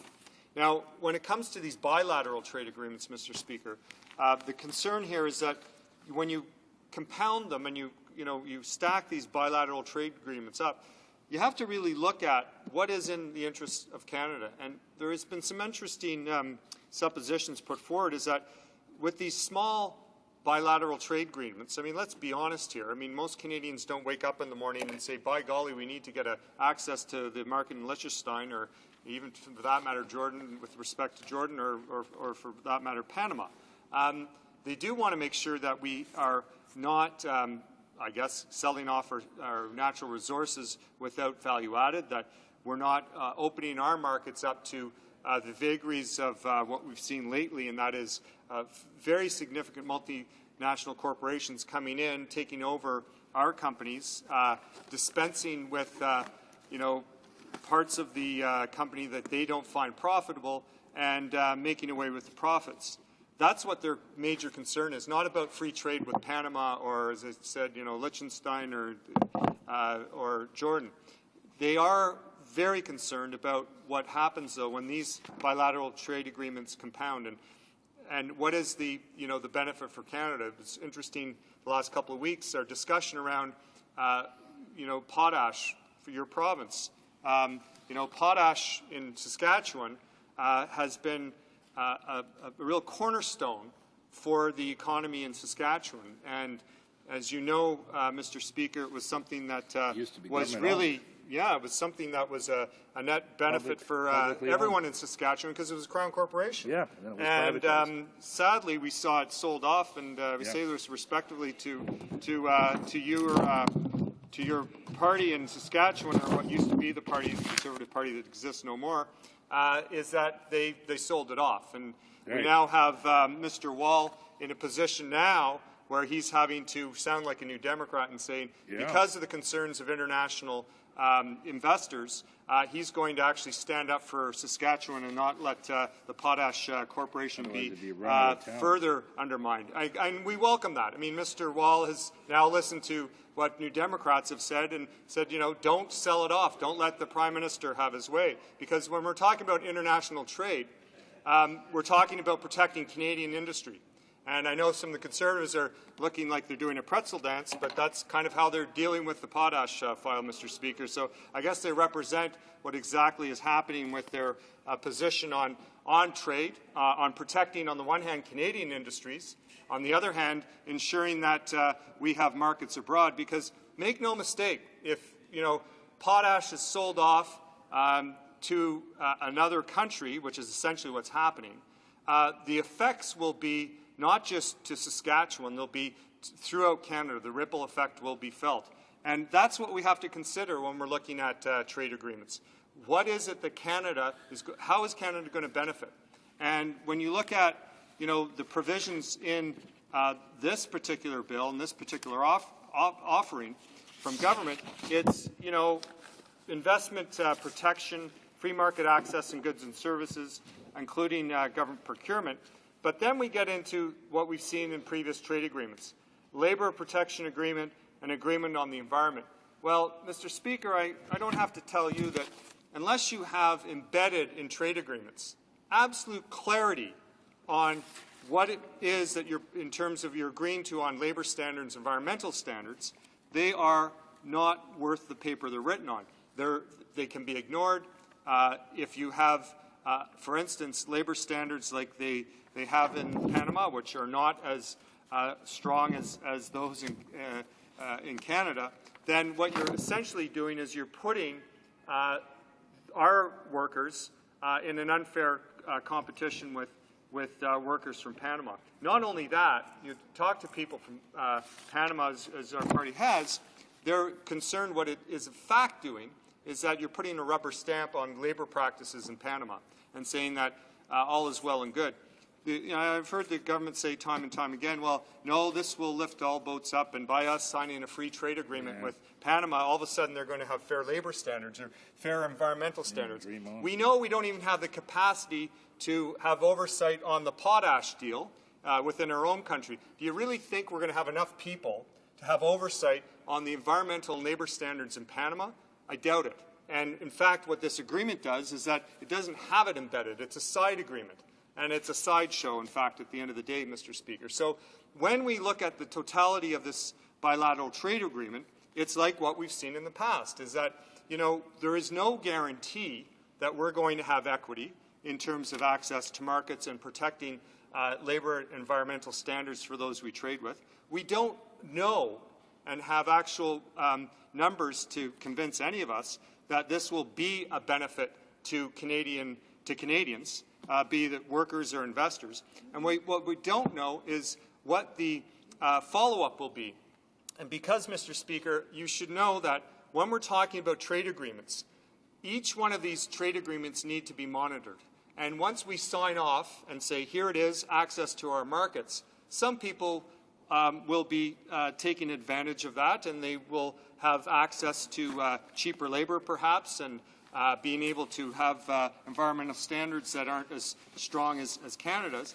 But we will have to make sure that there are benefits to Canada. And who's going to monitor that? Right now, we, as I said before, in terms of looking at the potential sale of the Potash Corp, we don't even have enough people monitoring that. For each of these bilateral agreements, we're going to need people who actually are going to monitor these trade agreements. And that's why it's so important to be focusing on the multilateral approach. When you have a multilateral trade system, it used to be the General Agreement on Tariffs and Trade, we would have discussions and debates in Brussels, and we'd have some of our bureaucrats in Brussels on a regular basis, ensuring that the GATT rules are being followed. We'll need the same kind of thing for each one of these bilateral agreements. We should be entering into multilateral. It makes sense, it's fair, and this isn't the way to go. And clearly, this is going to be another example of this government ignoring multilateral, going into bilateral, and at the end of the day, Canadians will not be better off. Thank you, Mr. Speaker. Questions and comments. Questions et commentaires. The honourable member for Nanaimo Cowichan. And I want to thank the member for his very good speech outlining some of the problems with this Panama trade agreement. One of the things that we know, I mean, between the environmental, the labor, the tax haven issues that are outlined in this agreement, one of the things that we know is that for many of our ridings in this country, we've been left with a bad taste as a result of agreements that have been negotiated by the government. In my own riding of Nanaimo Cowichan, the softwood lumber deal was not such a great deal for the workers in my riding, and what we've seen as a result of that is we've seen sawmills close, we've seen some of our pulp mills really struggle with access to fiber, and so I have a tough time going back to my riding and talking about an agreement, another agreement that does not seem to provide the kinds of protections that we would expect our legislators to put in place to protect Canadian workers. So I wonder if the member could comment on the fact that agreements like the softwood lumber agreement simply have not benefited Canadian workers, and in fact, we've seen job losses as a result of that. And anytime we want to talk about fair trade, we want to fair trade, not free trade. We want to talk about no net job loss for Canadian workers. So I wonder if you could comment on that. The honourable member for Ottawa Centre. Thank you, Mr. Speaker, and I thank my colleague from British Columbia for her question, because what she is actually pinpointing is the problem with these agreements is that like the softwood lumber sellout, as some of my colleagues call it, agreement is that, you know, it looks good on paper to those perhaps who are negotiating, but when it comes down to individual communities and industries, we haven't seen the benefit and we've seen the opposite of that. And remember what happened. We had $1 billion go south to guarantee what? That we'd have fair trade and access to markets. And now we see in ridings right across the country that what we've seen is the shutdown of an industry. And of course the irony is that we're investing this $1 billion, well, it's actually a tragedy, this money so we can have access, and it's had the opposite effect. And so what we need to see in these agreements is not just nice side agreements on labor and on environment that frankly aren't very effective. What we need to see is where, just like we're talking about potash, where's the net benefit for Canada? Where's the net benefit for Canada in these trade agreements? Not in theory, but in actual real terms. And I'm sure at committee we'll be asking, show us the statistics on Panama that we'll be able to take to the bank, take to our communities, to make sure that we're not being opened up just for some people to take what they want and leave the rest. Because that's what we've seen here, Mr. Speaker, is we've seen our country opened up and people take what they want and leave most of our workers on the short end of the stick. Questions and comments. Questions et commentaires. The honourable member for Mississauga South. Thank you, Mr. Speaker, and I I always find it interesting to hear the debates on the trade deals because it seems the same issues come up. But there are a couple of things that I picked up on, and I wonder if the member can give us an idea, whether he has any idea why. 3 years ago, the United States entered into an agreement with Panama, and 13 days thereafter, the Panamanian Congress approved the deal. But here we are 3 years later, and the U.S. Congress still has not ratified the Panamanian Agreement. It does raise some questions about what is, in fact, the problem. And in fact, when you consider that the implications of a trade deal with the United States and Panama really is going to have too much effect, simply because I think 96% of the Panamanian exports are duty-free, and there is no competition to the major export commodities of the U.S. So there must be something more to this from a U.S. perspective, and I submit that it would probably be relevant for the discussion and for us to know when there is deals, free trade deals, particularly with the same country, what are other countries doing and why? The honourable member for Ottawa Centre. Very good question, Mr. Speaker, and I actually would point to the fact that it was the U.S. Congress that stopped the trade deal with Colombia, and he would know this well, not just with the present government, with the previous government. And the reason was clear, that the Congress wasn't going to be entering into a free trade agreement with, as he noted, Panama, but also with Colombia, because of the concerns of what was going on the ground in Colombia. And I think what we need to see before we enter into trade deals is that there's fair play and daylight, if you will, with the countries that we're going to be entering into these deals with before, not after. And I guess this is where the American Congress has taken a strong stand. They've seen in the case of Colombia that there was not fair play and daylight on things like labor rights, in terms of human rights, in terms of environmental. And I think that's the same reason why they've stopped their negotiations with Panama.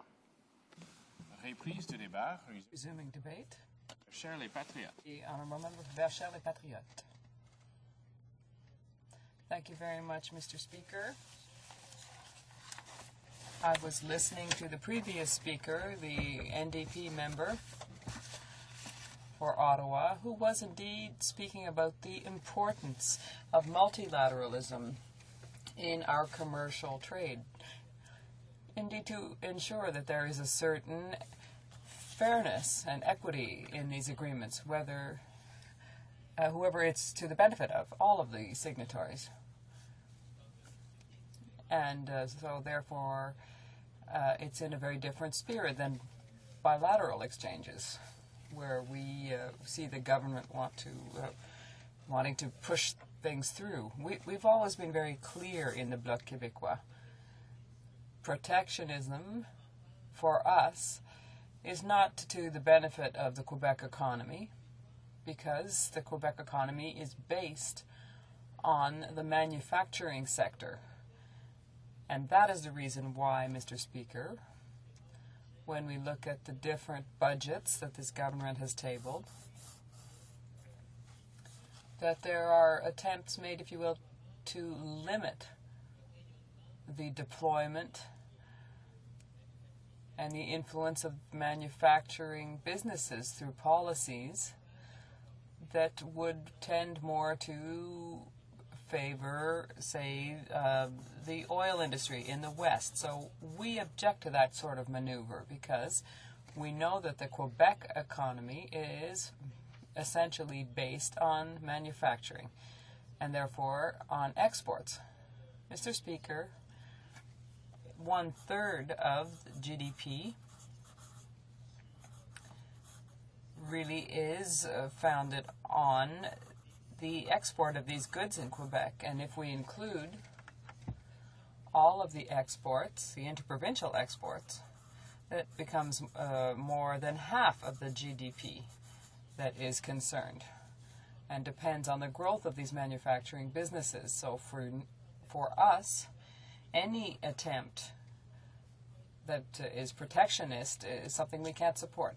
That is why, Mr. Speaker, when we discovered that the American administration had decided to include protectionist measures in its action plan, we saw that Canadian diplomats hurried to Washington to urge the American government and its partners to not implement any protectionist measures. It harms our economy, but theirs as well, because trade between Quebec and the United States and Canada and the United States are quite significant. And there are often manufactured goods that are partially created on one side of the border and finished on the other. And so it's value added, and it increases on one side of the border, it can come back and increase yet again. So it's a very integrated manufacturing sector. So these protectionist measures for the Bloc Québécois are something that we are dead set against.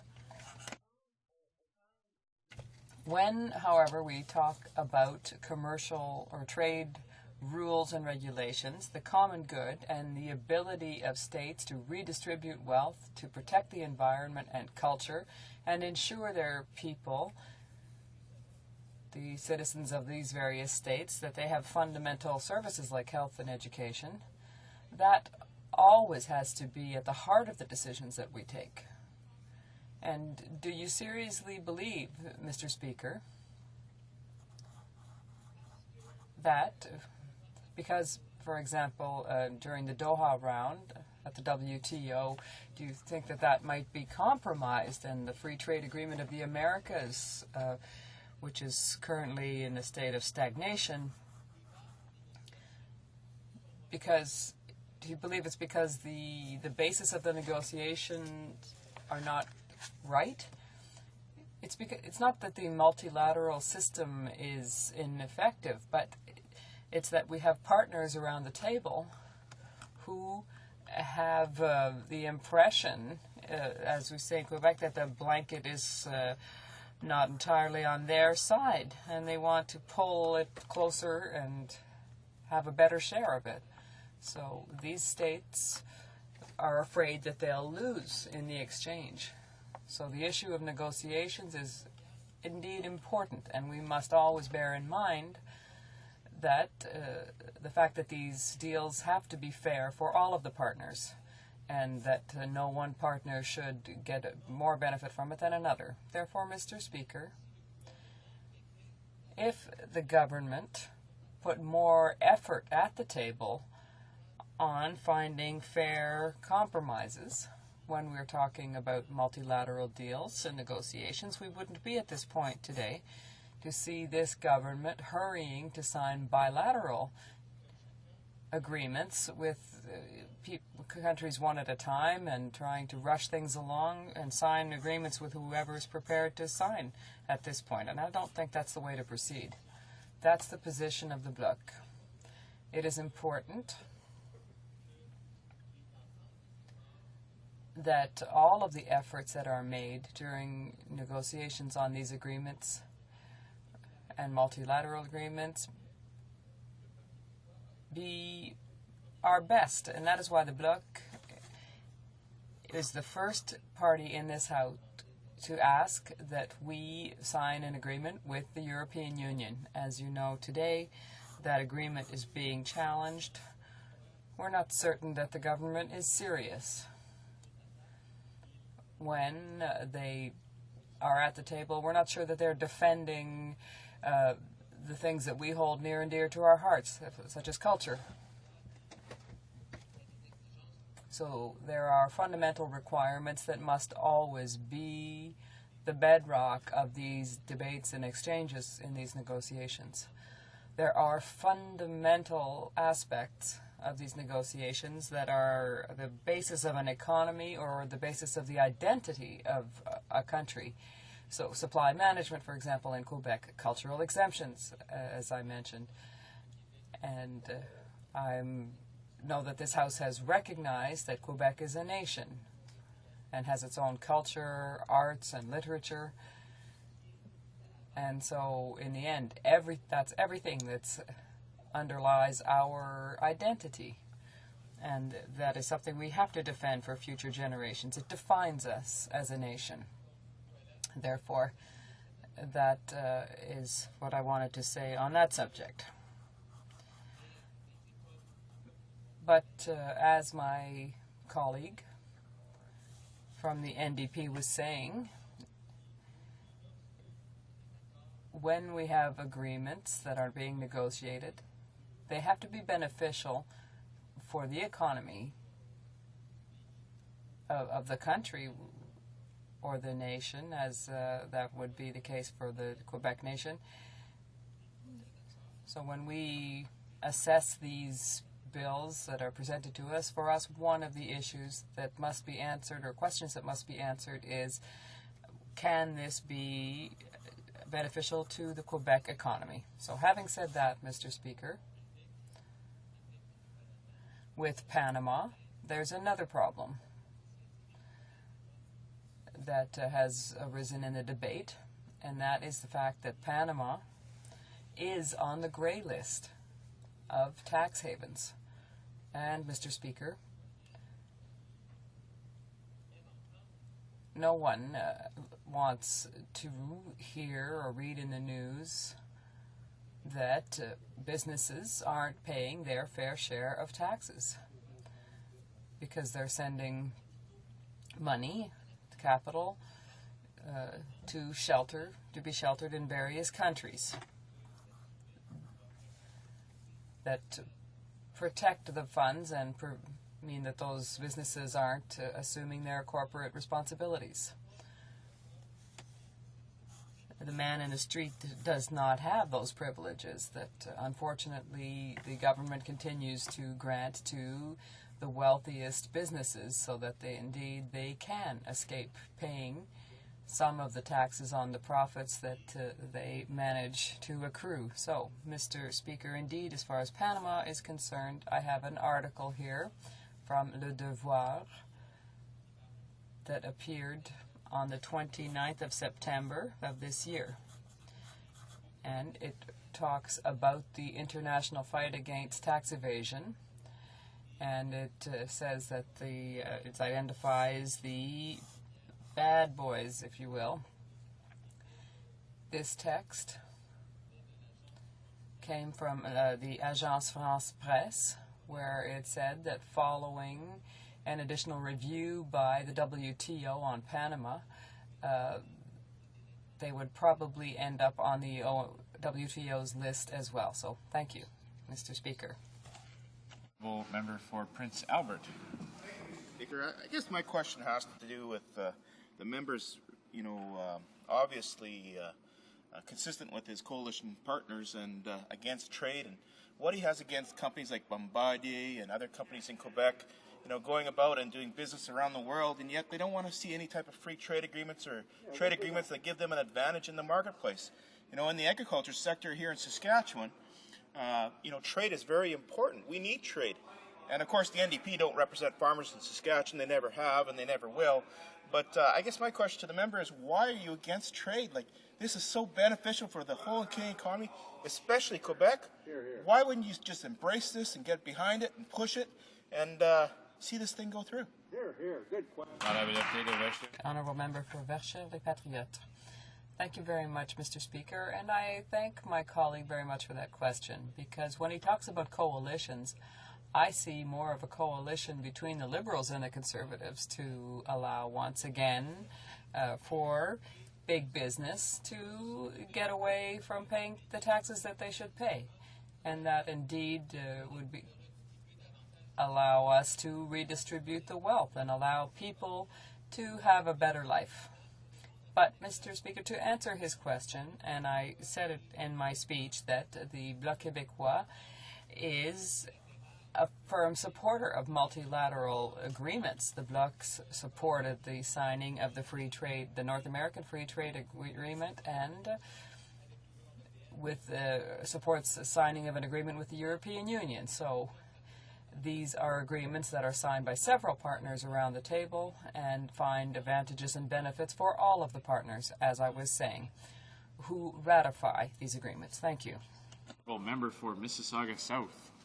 Thank you, Mr. Speaker. The U.S. entered into an agreement with Panama 3 years ago, but it still hasn't been ratified by the U.S. Congress.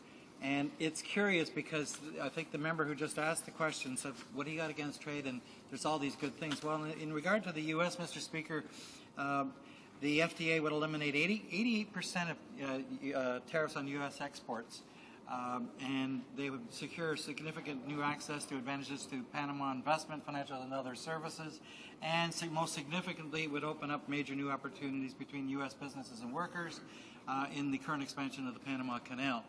It would appear that there are substantial reasons why there are very strong benefits for the United States in entering into that agreement, but yet here we are, notwithstanding that Panama ratified the agreement with the U.S. 13 days after it was agreed upon, but here we are 3 years later, and the U.S. Congress has refused to give approval to that Panama agreement. I wonder if the member is aware of any reasons why the U.S.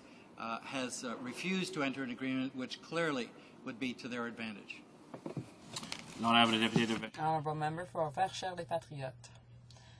I thank my colleague for his comments, and I wouldn't like to presume to say why the American Congress decided not to move forward with that particular free trade agreement. But it's obvious that when there are free trade agreements in question, whether it must not be a race, and unfortunately that is the impression I have of what the Conservative government is trying to do, to sign bilaterals with several countries, indeed with the objective of short-circuiting other possibilities with other countries. As I said in my speech, it would be important for the government, rather than concentrating on that sort of maneuver, it would be important for them to really sit down around the table with other international parties and sign multilateral agreements and put the necessary effort into ensuring that these agreements see the light of day to the benefit of all. Please do débat. The honourable member for Elmwood-Transcona. Well, thank you, Mr. Speaker. I'm very pleased to speak to this bill today. And I guess at the outset, I would like to take a moment just to recognize the Parliamentary Secretary to the Prime Minister's statement an hour or so ago, where he indicated that the Prime Minister had just signed a double taxation avoidance agreement with Switzerland, in Switzerland, just a couple of days ago, or today, I guess it was. And he did announce, gave information that we've been looking for some time now, as to how much money has been recouped by Revenue Canada. And he said last year $138 million has been collected on behalf of Canadian taxpayers under the amnesty program. And he said that even more than $138 million have been collected to date this year, but he didn't give us an indication of how much. So I'd like to, I know the Parliamentary Secretary to the Finance Minister is here, so perhaps he could make a note of this and get back to us with the information as to how much has been collected so far this year. And I think that is a good sign. And we have seen that, for many, many years now, the banking system of Switzerland, and not only Switzerland, but Liechtenstein and other countries have become tax havens, and tax havens for arms dealers and drug dealers and just regular everyday Canadian taxpayers and corporations have been taking advantage of these tax shelters, primarily because they could get away with it. But what seems to have happened is that after several hundred years of Switzerland keeping its bank secrecy laws in place and its veils in place, I believe what happened was after 9/11, that's when we started to see some breakthroughs here, because certainly President Obama took on the Swiss banking establishment over the last couple of years, demanding under the guise of finding out information about terrorist financing he was able to break open the veil of secrecy. And but up until 9/11, up until the worldwide concern about terrorism, there didn't seem to be too much concern about drug dealers, about arms dealers, and about other people hiding their money from tax authorities. So things have developed and have progressed for the better. But there's another bit of information here that the public knows about now, and that is that there were bank employees. There was a bank employee in a Liechtenstein bank 2 or 3 years ago who sold bank diskettes containing thousands of names of taxpayers to the German government. There was more recent case of Swiss bank employee doing the same thing, taking records into France and turning over those records to the French government. So the result is that now the Canadian government has been faced with this information being made public, and the Canadian taxpayers demanding to know what the Canadian government is doing about it.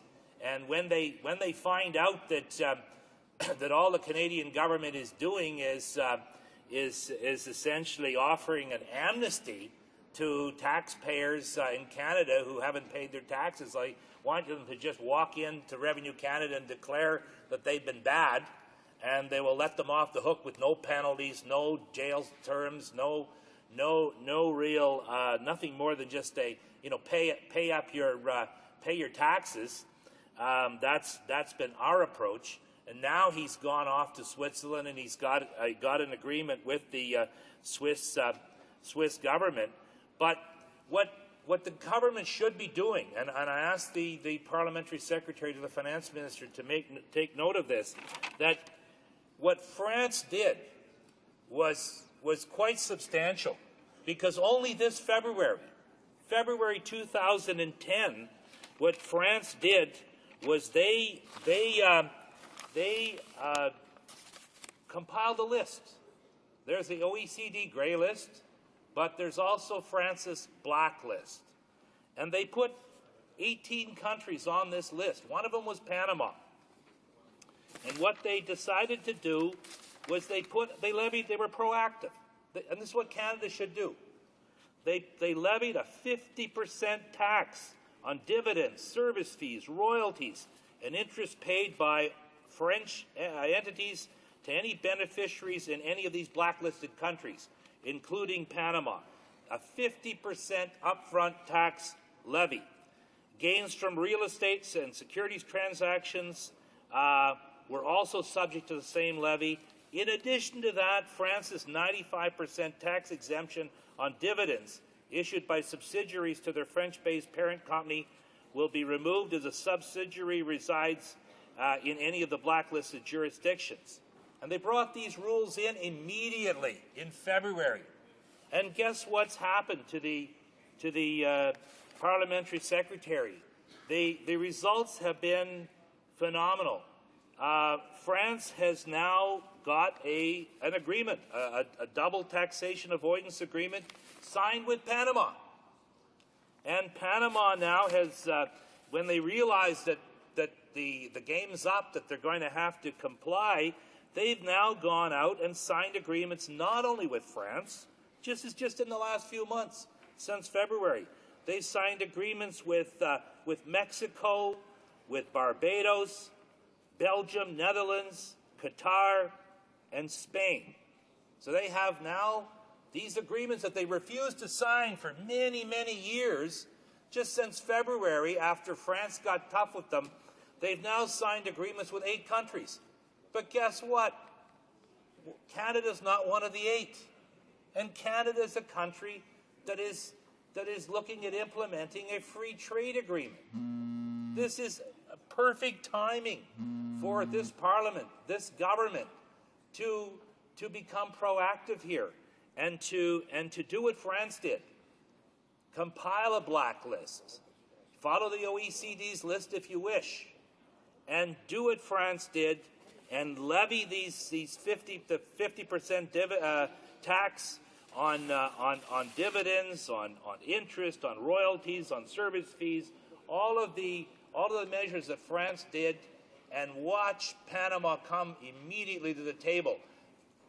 Within weeks of the government doing this, I guarantee you the Panamanian government will be knocking on your door, asking to sign the double taxation avoidance agreement.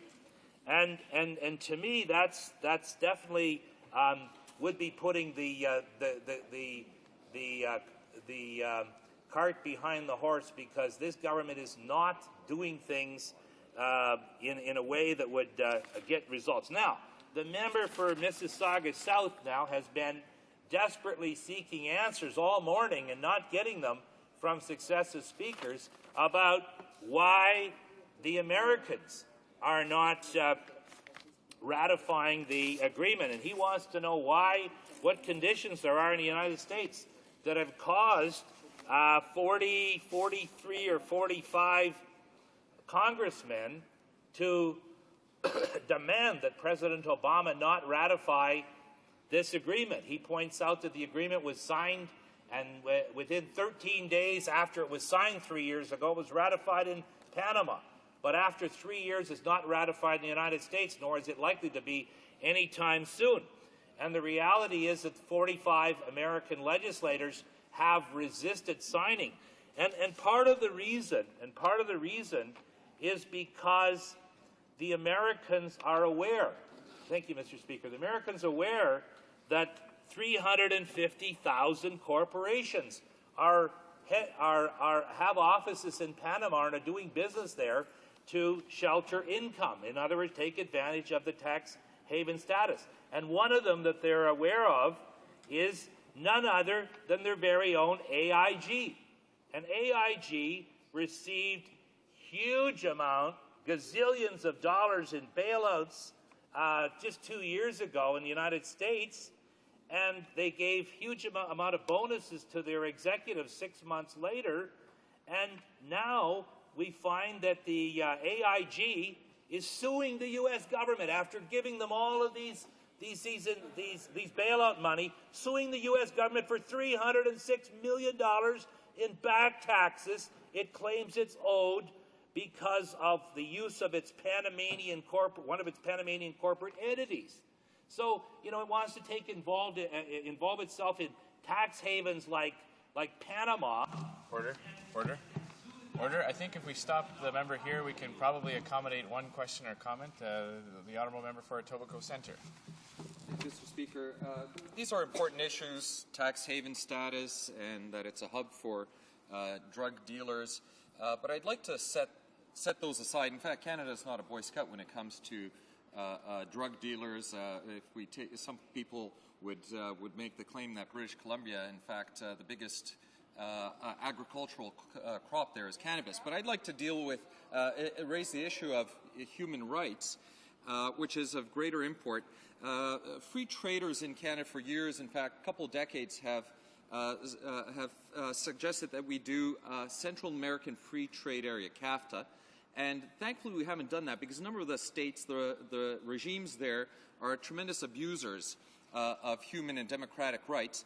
In the last decade, Panama has made tremendous progress in that particular area, and approaching it in a piecemeal fashion where we encourage countries that have shown progress on human democratic rights. Perhaps that provides an example to other regimes in the area.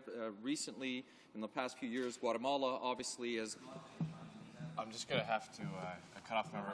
We're rapidly approaching the end of the time allowed for today, so I'll hand the floor back to the member for Elmwood-Transcona for a very brief response. Thank you, Mr. Speaker. And I was just finishing the answer to the member for Mississauga South question when I ran out of time, and because he wanted to know why the Americans weren't ratifying the agreement. And the example of AIG is one of the reasons that the American Congress people give for not wanting to ratify the agreement, because while they have while they have AIG getting this huge amount of bailout money just 2 years ago and paying themselves huge bonuses, and then they find that the AIG is suing the government. Order. Order. Order. It being 1:30 p.m., the House will now proceed to the consideration of private members' business as listed on today's order paper. Affaires émanant des députés.